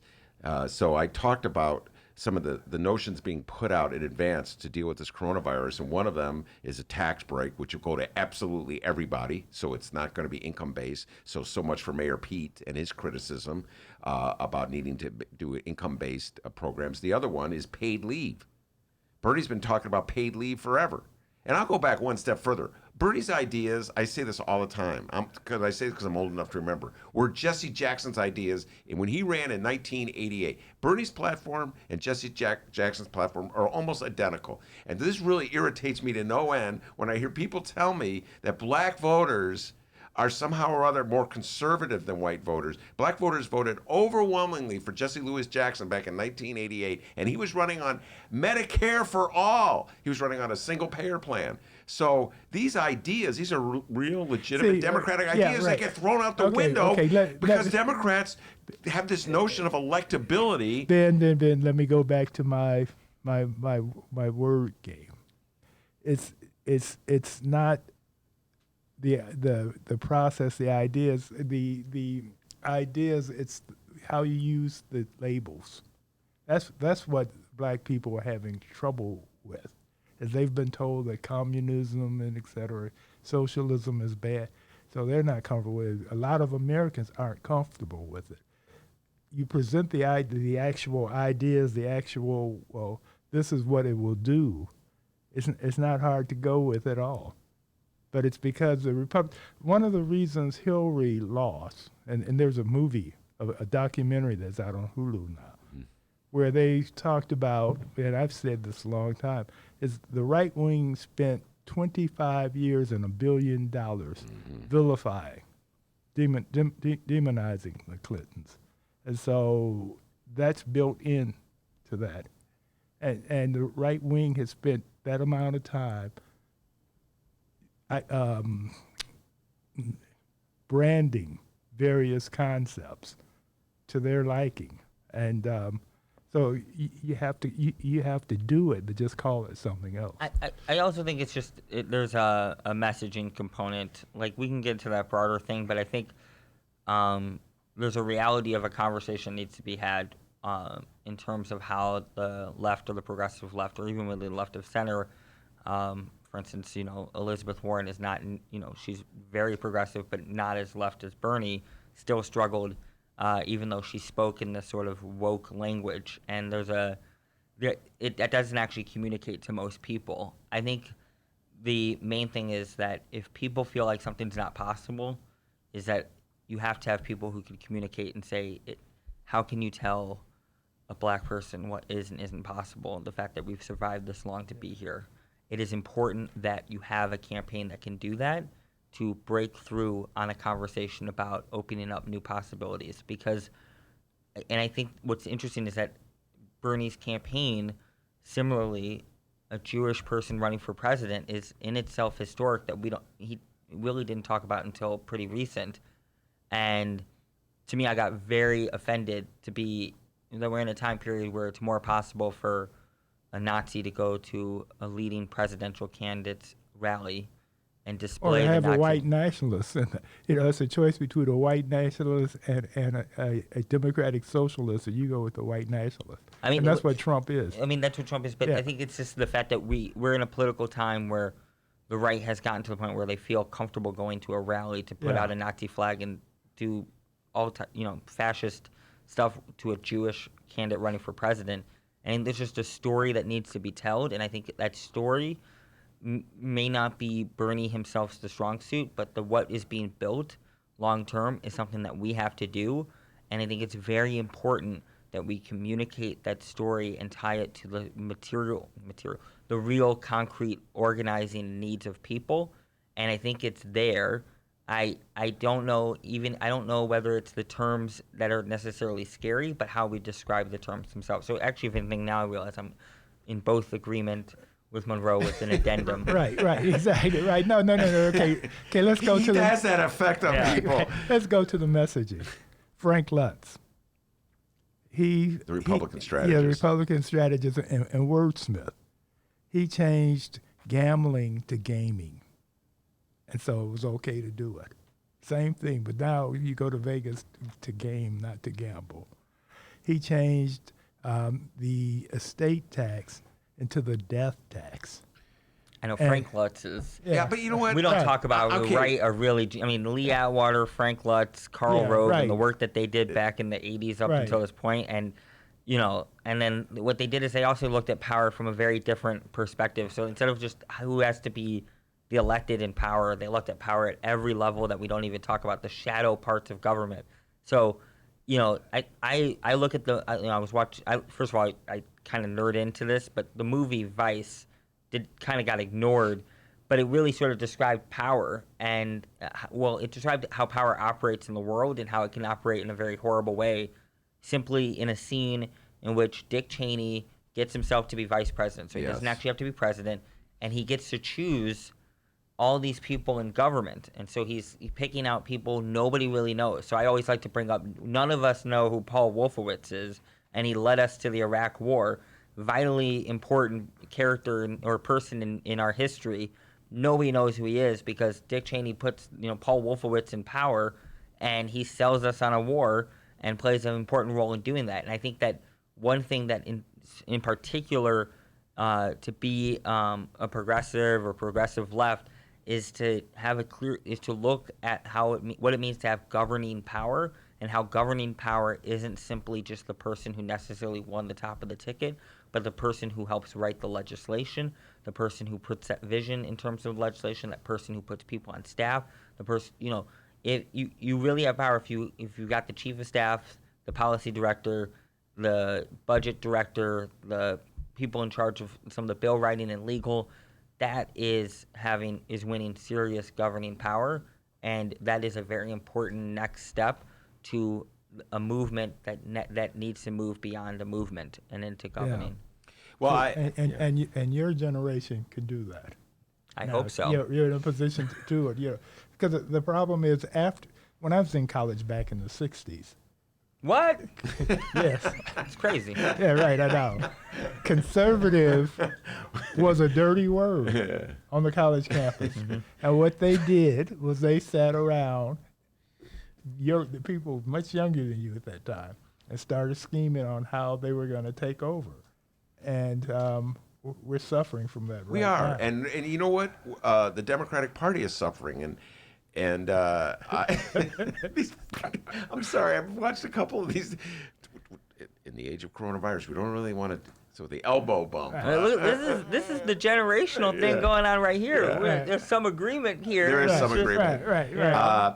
So I wasn't burned by Reagan though, personally, like Monroe was. Yeah, but you got Trump, who's worse. No, Monroe originally was burned by Nixon. If you want to right, go way exactly, back. Right, exactly. But my problem with the Democrats is that it's not just that. Okay, you talk about the message and messaging it. And sometimes people come on the show and they use the word optics. And there's all these little euphemisms for how the Democrats have to reshape the message. But I look at what went down on these debates. I watched every single one, Robert Peters. I dutifully watched them. We talked about them on the show. And Monroe, every single time, Bernie advanced a proposal, a program that most Democratic voters believe in and would want. The others would attack him. And they would say everything from, it's not realistic, Joe Biden talking about you can't pay for it. How are you going to pay for Medicare for all? I mean, how many times did he say that? Meanwhile, in today's newspaper, just the earliest estimate, $700 billion, Robert Peters, for all these initiatives that Donald Trump is talking about, including just a flat-out, across-the-board tax break. Another one. He already gave people. Let's just talk about, are we actually out of Iraq and Afghanistan yet, or is that something that just continues in perpetuity? Is that the idea? Because we just fund it over and over again. Did North Korea quit developing the nuclear bomb? No. Yes. We're going to North Korea. Yeah, no, but you're right. Absolutely right. So going back to what at some point you have to believe in something and be concrete about it, or else nobody will believe you. And so Joe Biden is now going to try to make appeals to Bernie Sanders voters. So, Robert, what do you think What do you, as a Bernie Sanders supporter, I know you're going to vote for Joe Biden regardless, Mm-hmm. but what would you like He's to? a brilliant young man. Thank you. I'm so bad at compliments. I'm like, yes, thank you too.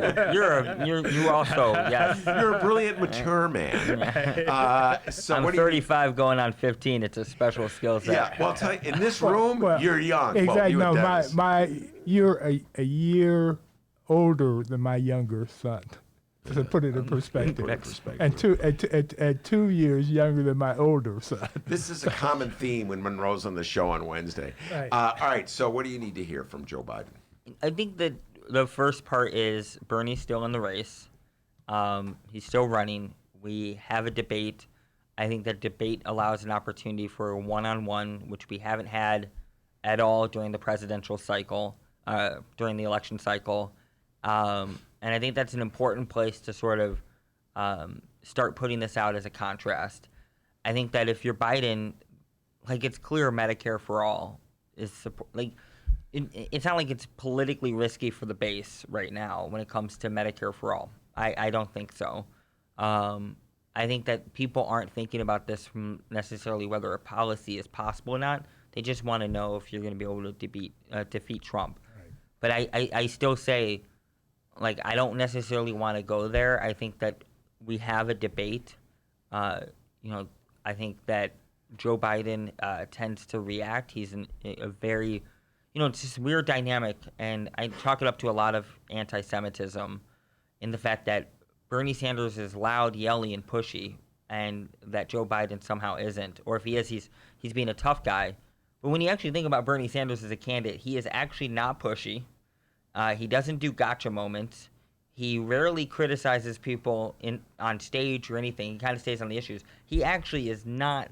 I think people conflate Bernie with a lot of people in the base, and that's not necessarily the same thing. Bernie's instinct is not that. Biden's instinct is to get pushy. I mean, he got challenged by some dude yesterday. Yes, he did. And he threatened him to a fight, and he would take him, like let's take this outside. And you're watching this, and you're going like, if I did that in my district, people were like, you can't, like, that's immature, Robert. No. That's an immature move, you young man. You're from Hyde Park. Bernie's from Scranton. That makes a difference. No, but I think no. Okay, no. Get me started talking about Kim Fox again. Yeah, right. When she says BS, everybody jumps down her throat. Right. Because a black woman's not allowed to say BS. No. Conway jumped down her throat. All right. Yeah, you can't go by that. Well, we'll see how the voters show up with this. With Bernie, my problem with Bernie is when I see him, he doesn't seem to have much of a sense of humor. He has more than Trump, but he doesn't. He seems serious all the time, and he reminds me of the old man that's saying, "Get off my lawn." I mean, he's pointing fingers and he's doing this. It's like he just seems grouchy. I mean, and that has nothing to do with his religion or anything else. It's just a persona. Wait. I'm going to push back on this. Okay. Bernie Sanders seems more than Joe Biden, like the guy who says, get off your lawn.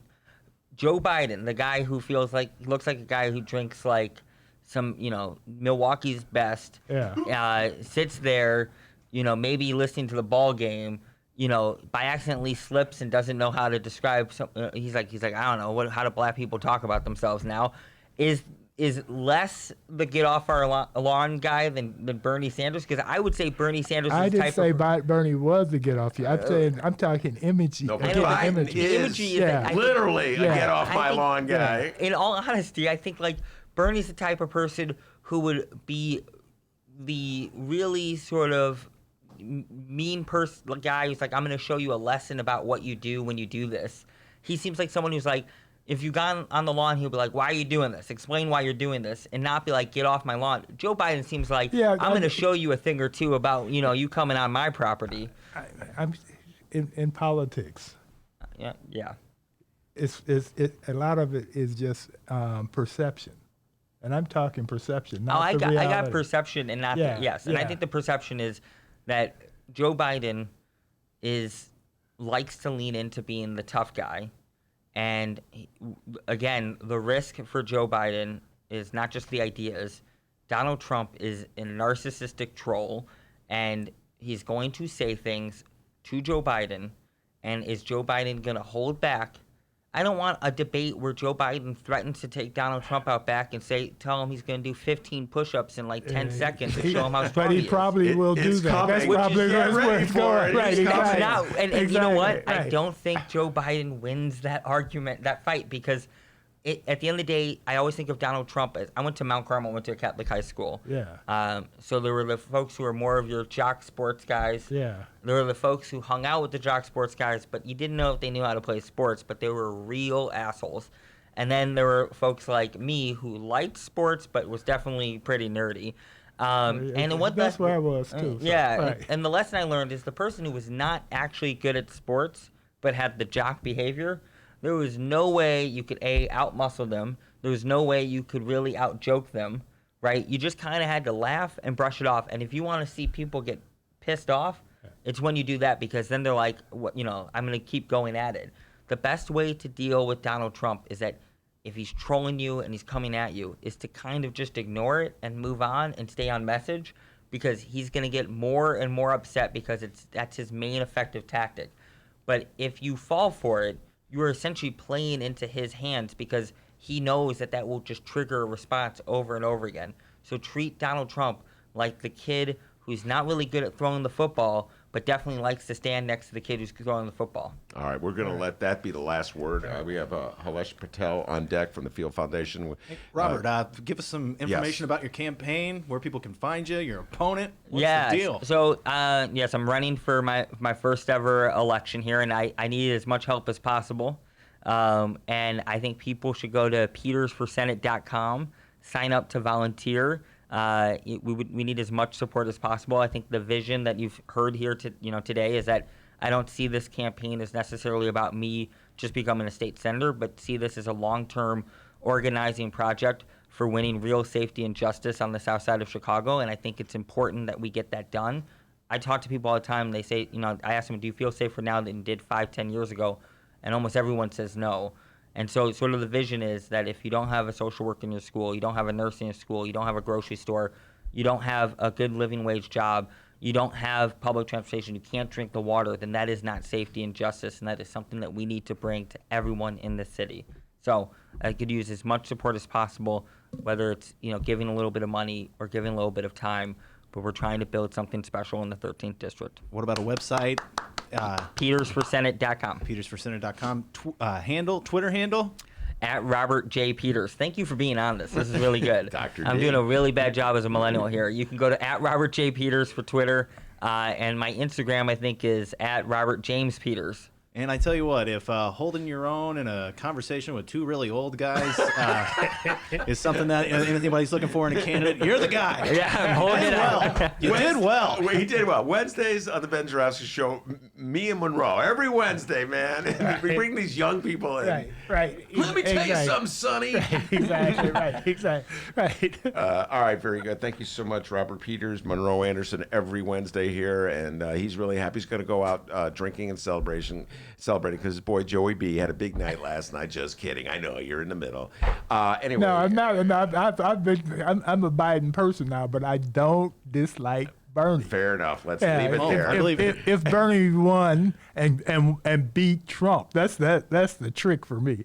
If he became president, I would love it. All right, we'll But leave it I'm there. not sure. Yeah. We'll leave it there. I'm sure he'll say the same exact thing next Oh, week. wait, Joe Biden has weighed in with his thoughts on all this. Yeah. Play the radio. Make sure the television, make sure you have the record player on at night. The phone. Make sure the kids hear words. Make sure that kids hear words. Remember that, Robert Peters? Hey, man, I'm going to turn on my record player. It's going to be crazy. We're going to get some funky on tonight, y'all. All right. All right, Robert Peters, hello. Hilesh Patel on deck. We'll bring him on when we return. Read the Chicago Reader to get up to speed on what's what in Chicago.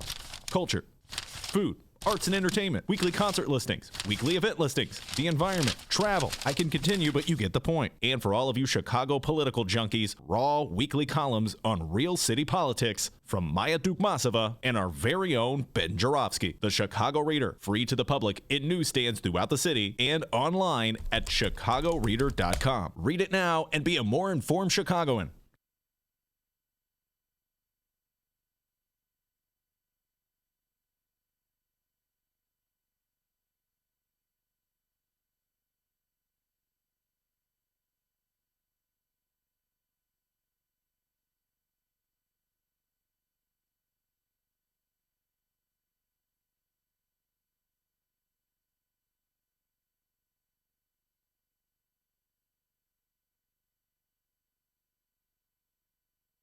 By the way, how bad were the Academy Awards this year? Did you see it?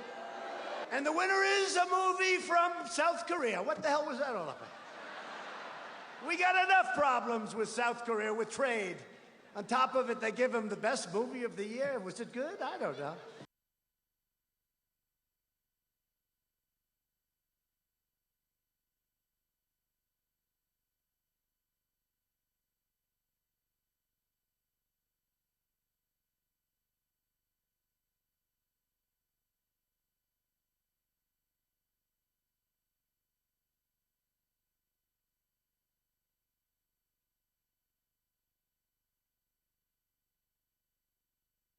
Hey, D. Yeah? Did I tell you that the Ben Joravsky Show is sponsored by Rattleback Records? No. Well, it is. Rattleback Records at 5405 North Clark Street is Andersonville's full-service record store. Hey, D. Did I tell you it was voted one of Chicago's best record stores in the 2019 Chicago Reader Poll? No. Well, it was. Wow. Rattleback Records, 5405 North Clark Street. Used and new LPs and 45s. They got CDs, DVDs, books, gifts, and much more.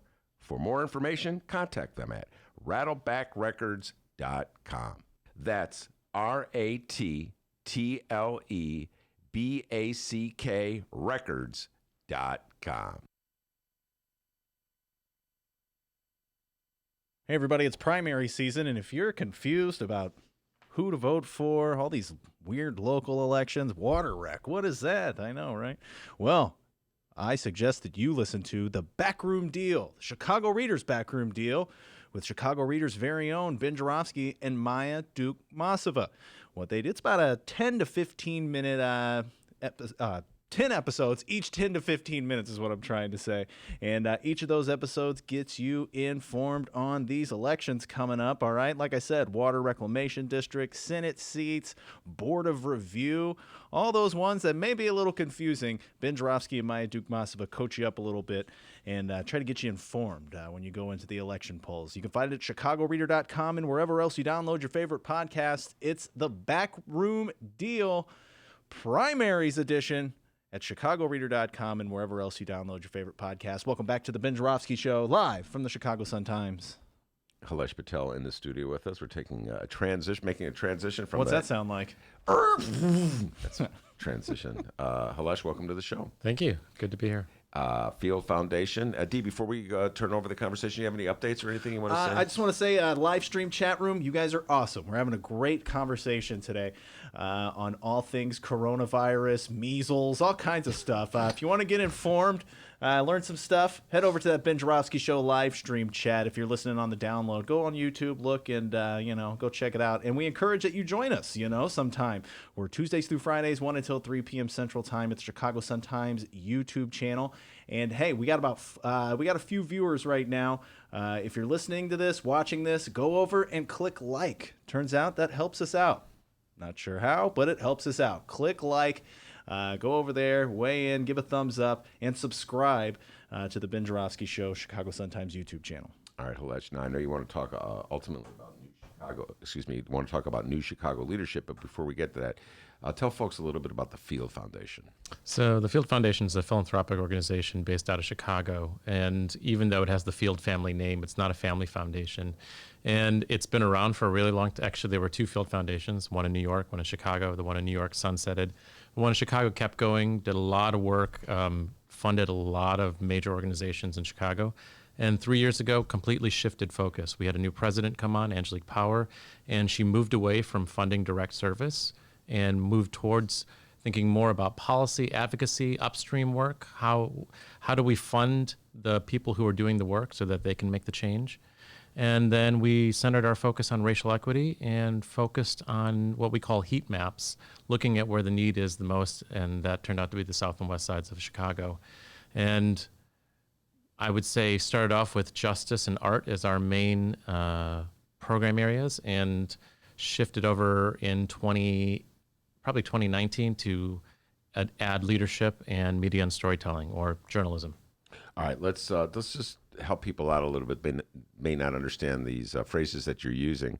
Direct service versus advocacy. I mean, these are obvious phrases in the foundation world. What is it? What's the difference between direct service and advocacy? I have no idea. Okay. Well, there goes that interview. Hey, how about those Bulls? Let's talk about coronavirus. All right. No, so I think the big thing, so direct service is direct one-on-one service. Social work, where you're having point of contact with individuals. And you have a good portion of the city, grassroots organizations, really strong people doing this core work, and it's good work.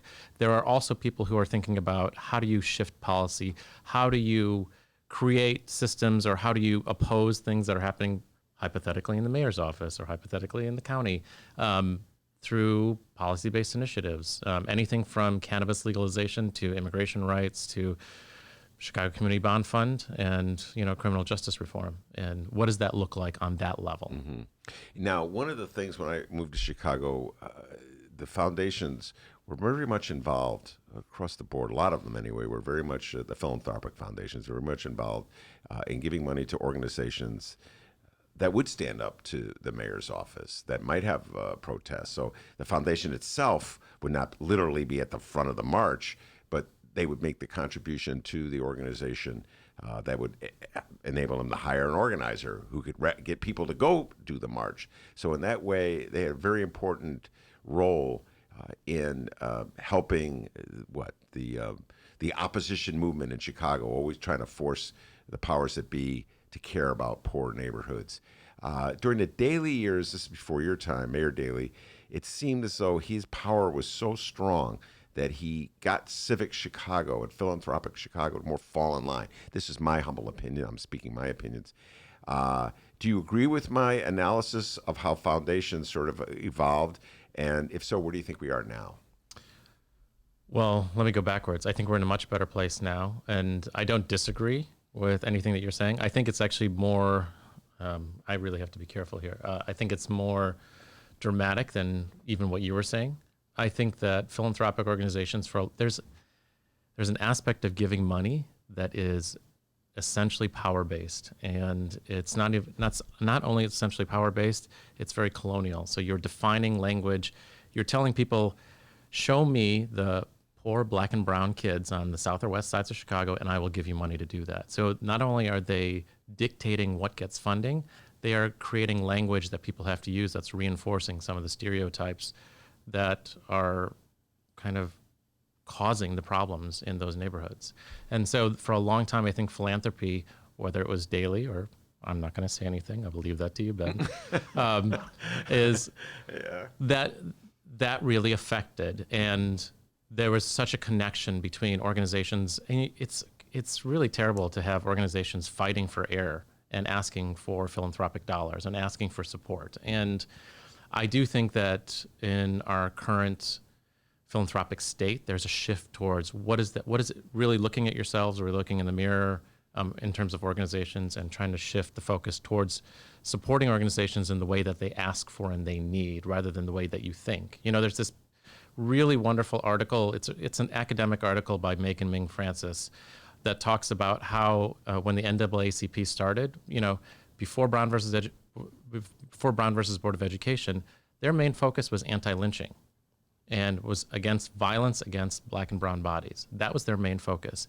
And there was a massive philanthropic organization that came along and said, we will give you X amount of dollars, an insane amount of money, if you shift your focus to education, which they did. And so completely mission shifted them. And I think what that brings up is how much power. So I'm kind of going against what I said earlier. How much power does a philanthropic organization have to mission shift organizations that are doing the work? And is that right? I don't think it is right. I think it's really about listening to organizations, about telling us this is what we need. This is what actually will change things in neighborhoods. I think you have anyway, I'm going to stop there. No, but you're on a roll. Listening to organizations tell us what we need. What are organizations saying when they have those conversations? You don't have to get specific and reveal confidences, but what are they what are they saying to you? Well, I think they're saying two different things. I think they're talking about content and practice. They're like, look, here are the actual things that we need on a daily basis, But here's the second thing we need. There are ways of doing things in certain neighborhoods that we're really effective at, that you have a city structure that benefits a certain percentage of the population. And that city structure or certain policies, they don't have effects on us, or they are sometimes work directly against us. We are doing work outside of the system. So how can you support these different ways of doing? How can you support community organizing? How can you support entrepreneurial business models? How can you support things that specifically help neighborhoods and might be outside the traditional way of doing things, or the city way of doing things? So I think in some ways how do you support that practice?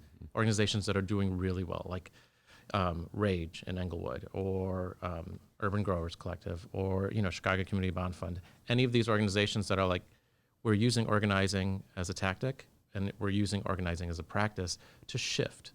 And not only are we doing externally, we're doing it internally too, and we're addressing that.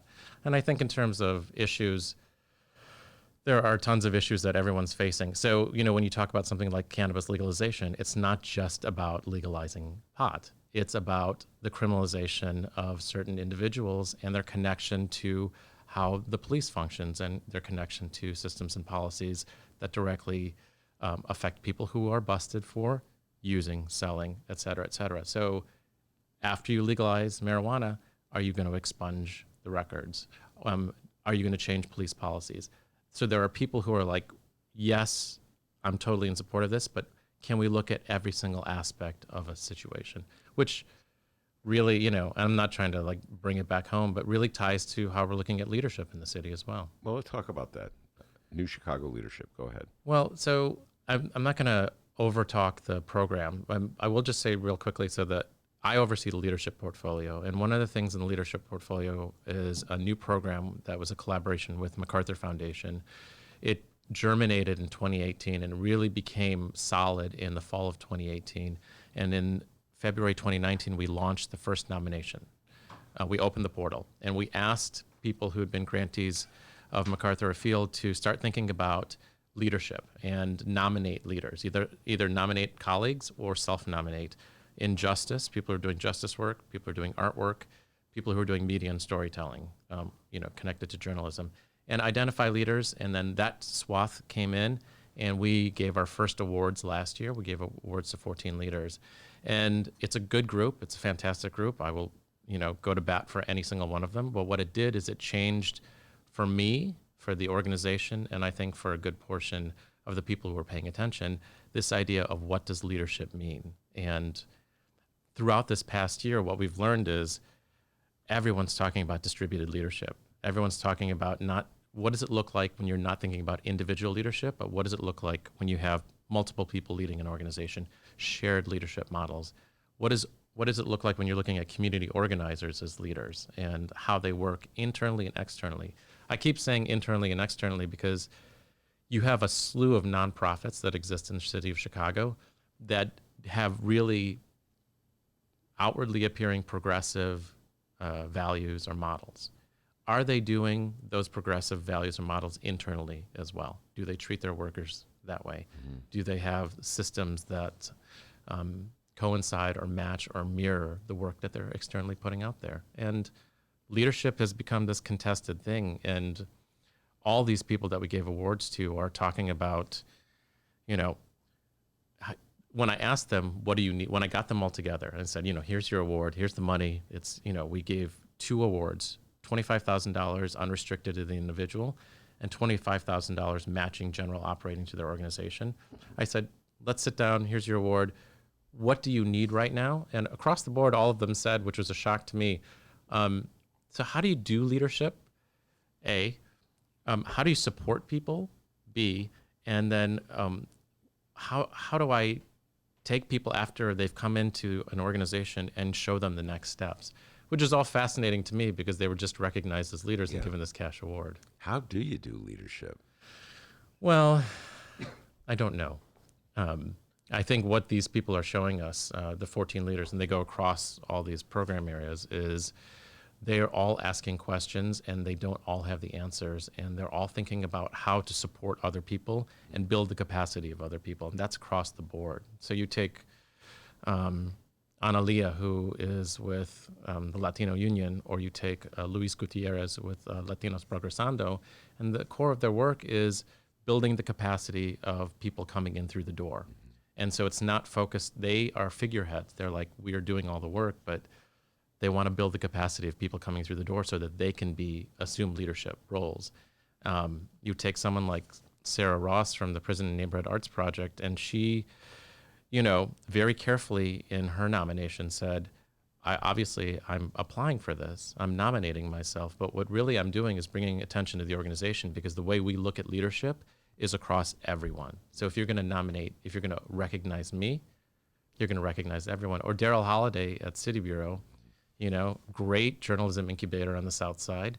That's a co-leader. That's 4 people leading an organization. I had to have a serious conversation with them before we gave the award, if this would disrupt that leadership model. And that's a fascinating conversation. A lot of the narratives that I'm getting from this year's nominations, we just closed the portal, are people talking about shared leadership. And what does it mean to have that multiple, and it's not just like instead of one leader, there's 2 leaders. It's a core change in the practice of how you're approaching engaging with the community or engaging with an issue. Well, one thing that I note, just the notion that you identify someone who is a community organizer, let's say, and give them an award and shine a light on them, that runs counter to sort of the prevailing notion from many community organizers back down through the years, which is, I'm not supposed to have any attention on me. I know this, Hilesh, because I'd get calls from community organizers for reader stories going back to the 80s, and they'd say, all right, this is off the record, and then they would lay out, and there's these really smart community organizers, all right, and they could just tell a story from A to Z, because that's what they do, and essentially, that they're storytellers. That's a great point. And then it'd be like, but don't quote me on any of that. And I got to get you Billy Bob, who's our leader. And they were looking for leaders. And so they get me Billy Bob. Sometimes Billy Bob could talk. Sometimes Billy Bob couldn't talk. I'm like, can I quote the community? No. You got to stick with Billy Bob. And I always thought that was weird, because they were pretending as though they were invisible when it very much part of the process, shaping the process, bugging me about to do the story, following up after the story to tell me all the things I got wrong or whatever. And you know what I mean? And then throwing some leader who may or may not have even wanted to talk to me in the first place, forcing them to talk to me. It was kind of a bizarre game that was being played, as I thought. What's your response to all that? Well, I think I have 2 responses. One, it makes me think of one of my heroes, Ella Baker, and how if we were to give this award to Ella Baker, she would probably throw it back in our faces and say, well, no, why are you recognizing me? Because that was the course. She said, strong people don't need strong leaders. And she was the one who, through SNCC, through all these other organizations, built the capacity of the youth and said, it's your job. It's my job to step back, but at the same time, she was very critical of the leadership of Martin Luther King. And she got pushed out because they needed a male leader. And she did a lot of that organizing. So it makes me think of that tension as you're talking about who's the figurehead. That's the first thing it makes me think of. The second thing is, and this conversation comes up all the time, I'm sure you have lots of thoughts about this, the higher up you move in leadership, the more you have to sacrifice. And people talk about that across the board. And this is not a new conversation. People have been talking about this since, Obama. I joke with everyone that, I don't know if you're a Shakespeare fan, but, there's a Henry IV Part 2 is, so sorry, I don't mean to get too esoteric here. No, go for it. No, but Henry IV Part 2 is one of those Shakespearean plays where it's before Henry V. Mm-hmm. And in Henry IV Part 2, it's Prince Hal. And in order to become Henry V, Prince Hal has to reject his mentor. He has to reject the person who he's been, debauching with and who he's been having fun with. He has to reject him in order to become this person. So who do you have to sacrifice, or what do you have to sacrifice? It's almost transactional. What do you have to give in order to get to the next level? And people in Chicago have an opinion about this. I lived in Hyde Park for a while, and you could go to many different places where people will be hotly debating, what did Kim Foxx have to give up in order to get to the next point. I don't think she had to, or Tammy Duckworth or Barack Obama, did he really have to reject, a certain individual in order to become the icon of Barack Obama? So those are the conversations that people are having. That people are having right now. What is the transactional nature? What do you have to give up? And then also, it can be incredibly lonely the higher up you get. And what does peer support look like? Well, when you said Barack Obama, you really brought home the issue that you were talking about. This is one of our favorite topics on the show, all the things that Barack Obama gave up. It wasn't just when he went from being a U.S. senator to running for president. I think the more dramatic leap actually occurred before that, when he went from being state senator from Hyde Park, we just had Robert Peters in here who's inherited the position. But, for instance, when he ran for state senate back in the 90s, he was for gay marriage. I mean, you're running in Hyde Park. Then all of a sudden he's running for U.S. senator. Suddenly he's evolving into, I have religious issues. What, those religious issues just magically showed up when you were running for Senate on a statewide basis outside of a liberal enclave? It's easy, Hilesh, to be cynical and jaded when you see these kinds of things happening. And then, of course, by the time he was through with his presidency, guess what? He went back to being in favor of gay marriage, and he evolved again. So he went through like 2 evolutions, I'm losing count. Can I ask you the question? Go. When you talked about being jaded and cynical, yes. What is your opinion about people who move up to a certain level where they have the widest angle of lenses, where they have a responsibility to a large population, and what's the tension between the responsibility to their whole constituency and the responsibility to their ideals? I think that's a great question. And I think and we were struggling with this when we were talking just in the interview before you got on here with Robert Peters and Monroe Anderson. And I see it happening right now with the Democratic Party. So the Democrats on stage all beat up on Bernie Sanders because he dared to say we need Medicare for all. We clearly need Medicare for. This is me speaking. You may disagree with me, Hilesh. I'm not putting my views on you, but I'm looking at a coronavirus outbreak. I'm looking at suddenly the country trying to figure out what to do when people can't go to work because they're too sick, when people can't pay, they need services and treatments because they don't want to spread the disease to everybody, but they don't have insurance to pay for it. It's a freaking poster of why we need Medicare for all and why we need paid leave. But the Democrats are too timid to say that. So I believe you lose something when you're afraid. So when Barack Obama ran away from what he felt in his heart, which I assume he felt in his heart in 1995, I mean, I don't think he was lying when he said he was for gay marriage. When he ran away from that and claimed he was having some kind of evolution, and then he went back to it when he was safe, he was not going to run for office anymore, I think we lost something. And so it's like you talk about leadership. Leadership is doing something really difficult and challenging, is going to a group of people and saying, you may not agree with me on this, but I want you to listen to it and think about it and vote for me anyway. And you're going, and I know what you're thinking, Hilesh. Oh, Ben, easy for you to say. You never ran for anything. You're just talking in a microphone. No. But it's not at all. Why people get cynical and jaded, because you hear one thing, you see him do something else. Do you follow me? I do, but what if I were to say to you, as a Bernie supporter, and I'm not positioning myself in any, I'm just asking you because you're a vocal Bernie supporter. Yes. If I were to say to you that there's no way that Medicare for all could pass in a 4-year administration, would you still fight because the fight was worth fighting? Of course. Because, first of all, I don't even believe that that's true. I'm not saying that's true. Yeah, I understand. So that's the first step. Yeah. So I watched every debate. I watched all these candidates on stage say it won't happen. Well, it won't happen because you don't have the guts to fight for it. So that goes back to when Martin Luther King was in the city of Chicago and pushing to end poverty. And Mayor Daley, the other Mayor Daley, way before your time, was ignoring him and just mocking him and taunting him. And then all of a sudden, Martin Luther King started doing open housing marches in all-white neighborhoods. People started freaking out. They were throwing rocks at him. Suddenly, Daley's looking at unbelievable breakdown of social order, and white people are saying, we're going to vote Republican if you don't get this out of our time. Suddenly, he wants to meet with him.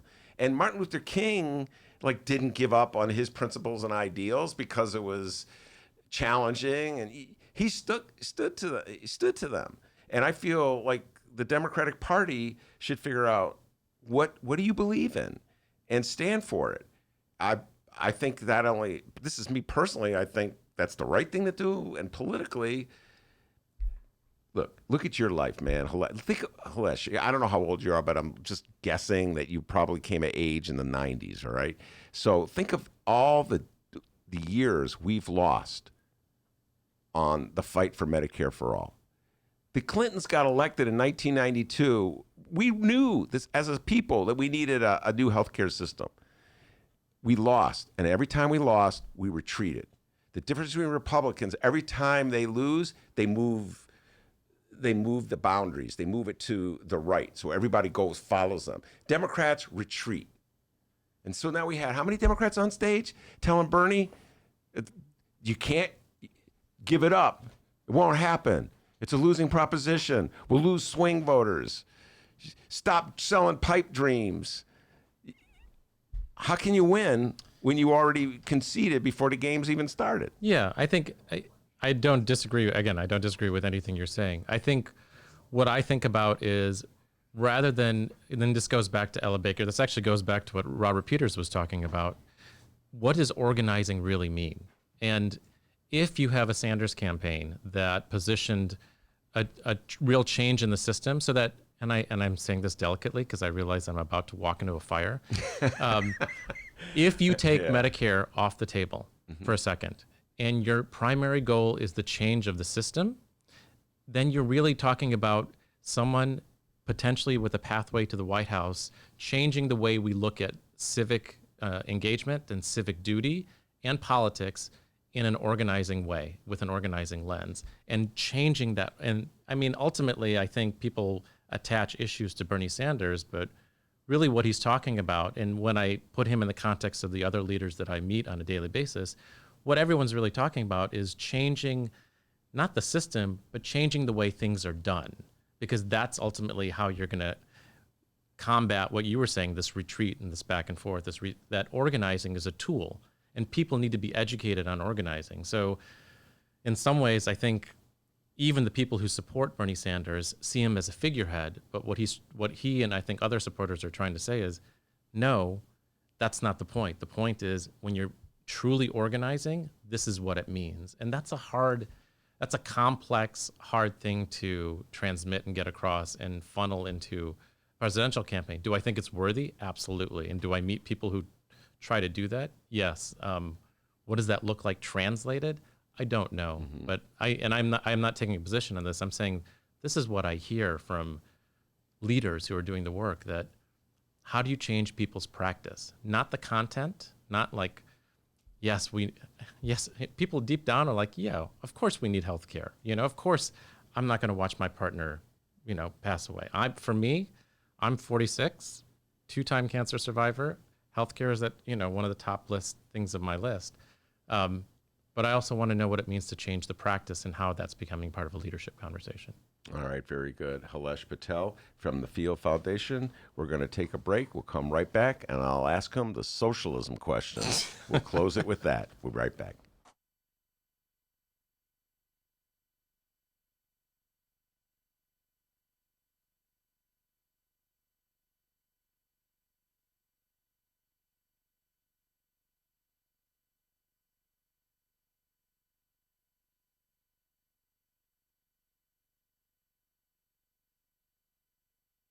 How did you go from sharing stories over the years to deciding to write a book? Good question, Mayor. Good question.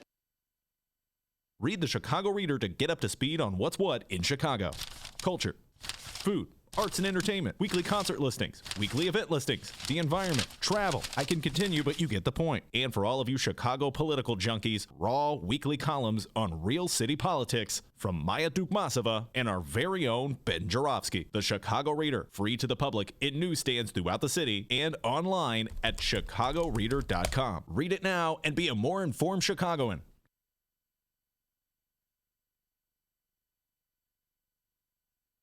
Did you know that 40% of the people in Illinois opt to be cremated? Well, it's true. And Chicagoland Cremation Options honors their wishes by providing cremation services directly to the general public. Chicagoland Cremation Options provides an affordable, ethical, and easy cremation arrangement, whether in person or online. Save thousands and streamline the process by going directly to Chicagoland Cremation Options. It's a family-owned business operated by my good friend, Douglas Klein. Here's how you reach them. ChicagolandCremationOptions.com. One more time, ChicagolandCremationOptions.com.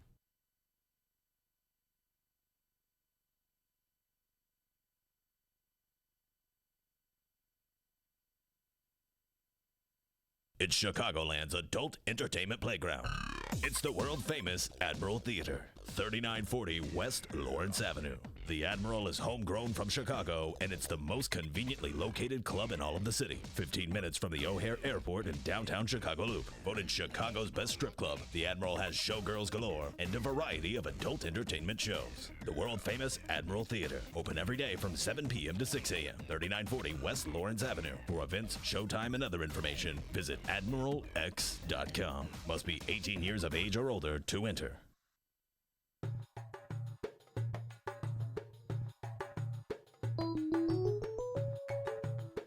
Commercial break over. Welcome back to the Ben Joravsky Show, live from the Chicago Sun-Times. Mr. Joravsky, take us home. Hilesh Patel in the studio from the Field Foundation. We're talking about his program, the Field Foundation program, I should say, New Chicago Leadership. We'll close with a question about that, but as many times, I give my guests homework assignments, and poor Hilesh got a homework assignment. There's an essay, by the way, at the end of the day that you have to turn in. I'm on it. You're But this has been on my mind. It's the theme of the day, so I might as well get some kind of comment from you on it. The notion that suddenly there's a crisis we're facing with the coronavirus, and everybody's got these socialistic programs that they're throwing out there. Even Donald John Trump is sort of talking about paid leave for all. I actually don't believe will come through on it. So it's just interesting. It gets at the heart of what we were just talking about. You know, Bernie's been pushing these programs, and people saying you're unrealistic, you're going to lose swing voters. Suddenly there's a crisis. Everyone is a socialist. There's got to be a part of you that smiles at the for me, it's painful irony of all this, Hilesh. Which, when you read that, there was an essay in the New York Times on this subject. What's your general thoughts about this? Well, it made perfect sense. I think people respond to crises and to pandemics and what have you in that way. They're like, well, this is the moment where we do need that. And then when that's done, if it is done, then they'll swing back to where they were. And that's, you probably, as you said, you've witnessed this before. That's politics. It's this pendulum, and it's unfortunate, but I was trying, you gave me the homework assignment, and I was trying to think of examples, like, is this how when people go to airports, they behave badly? Or, when do you see the best of people and when do you see the worst of people? And I know you're asking about socialism, but for me, I kept thinking, when do you see the best of people and when do you see the worst people when they react to a crisis? And how does that translate into how they want to take care of each other? Because when you mention socialism, this idea of collective action, taking care of each other, that everyone's talking about, but is that what they're really talking about right now? Or are they just worried? They're not really talking about socialism. They're not really talking about collective action or collective, anything. They're just talking about reacting to a problem that will affect more people than they thought it would. I'll be a little more specific. I agree with what you're saying in the general. A little more. When it's a problem that affects you, it's socialism. When it's a problem that affects me, it's compassion. It's what we have to do as a collective unity to protect America. So when it's you, who cares? When it's me, I care. And I think it's a lot of me's, new me's, because I know what you're saying. Like people say this, Ben, it's a crisis. Crisis will pass. I go, for a lot of people, life is an ongoing crisis. It hasn't passed. It never passes. In my beloved city of Chicago, there's been carnage since I moved. People killing each other, people living in poverty, you know. Well, that's not a crisis because it doesn't affect me. But now it's suddenly a crisis because it affects me. That's why it's so easy to be cynical and jaded, and why I have to drink so much to get through the day. Okay, he's not drinking liquor, guys. It's just a delicious. We don't water know from what's the in that cup. I do. We It's really water. don't know what's in that cup. No, but you're absolutely right. I was playing the safe line there, and we're not talking, I wasn't talking about redlining or segregation in Chicago, which is, people have perfected that to an art on how to attack specific neighborhoods through policy, through structure, and through, there was a great essay about India after the British left about why they were so successful. And across the board in this article, they said it was all about tone, that you could subjugate a nation and come in and you have the guns, you have the manpower, whatever. But if you could get the right tone and establish that, then you had the whole country. And I think about the people who are operating, let's say Chicago, and for years, going obviously back to 1919, but even before, doing all these practices that affected specific groups of people. And it was about achieving a tone. It's white supremacy is, focused on two main things. A, you don't know your place, so you better know your place. And two, you don't belong here. And that's, you can pull that into the conversation you're having right now, I think, but I'm still not going to say socialism. All right, very good. We'll leave it there. Hilesh Patel from the Field Foundation. If folks want to apply for New Chicago Leadership, what do they have to know? What do they have to do? Well, we closed the portal, but we're going to open the portal in February of 2021 for the third year of the program. And just a real quick few notes. One, we have fantastic leadership at the Field Foundation at MacArthur who are supporting this, Angelique Power and John over at MacArthur. And in 2021, we'll open this third portal. This year, we tried something new. We had 8 of last year's leaders become the selection committee.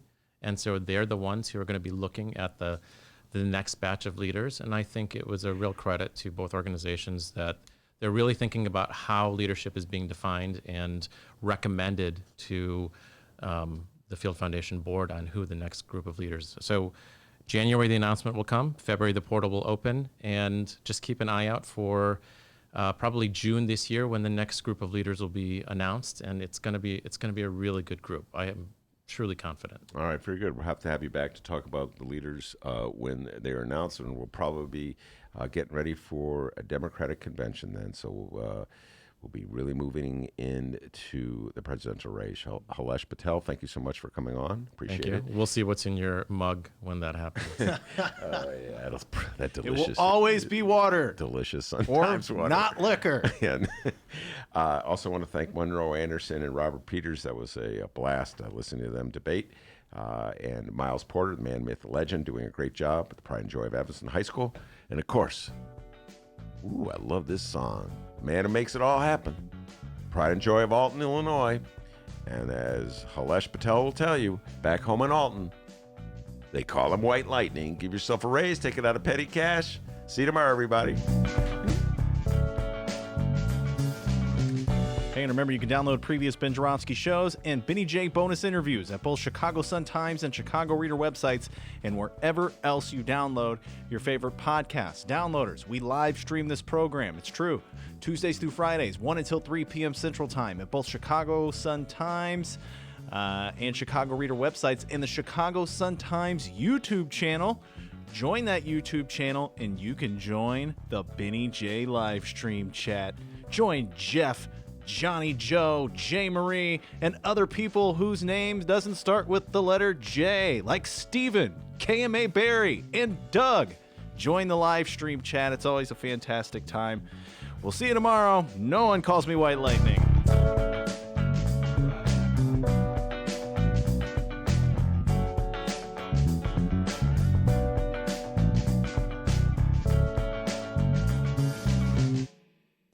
radio. Make sure the television, make sure you have the record player on at night. The phone. Make sure the kids hear words. Correct.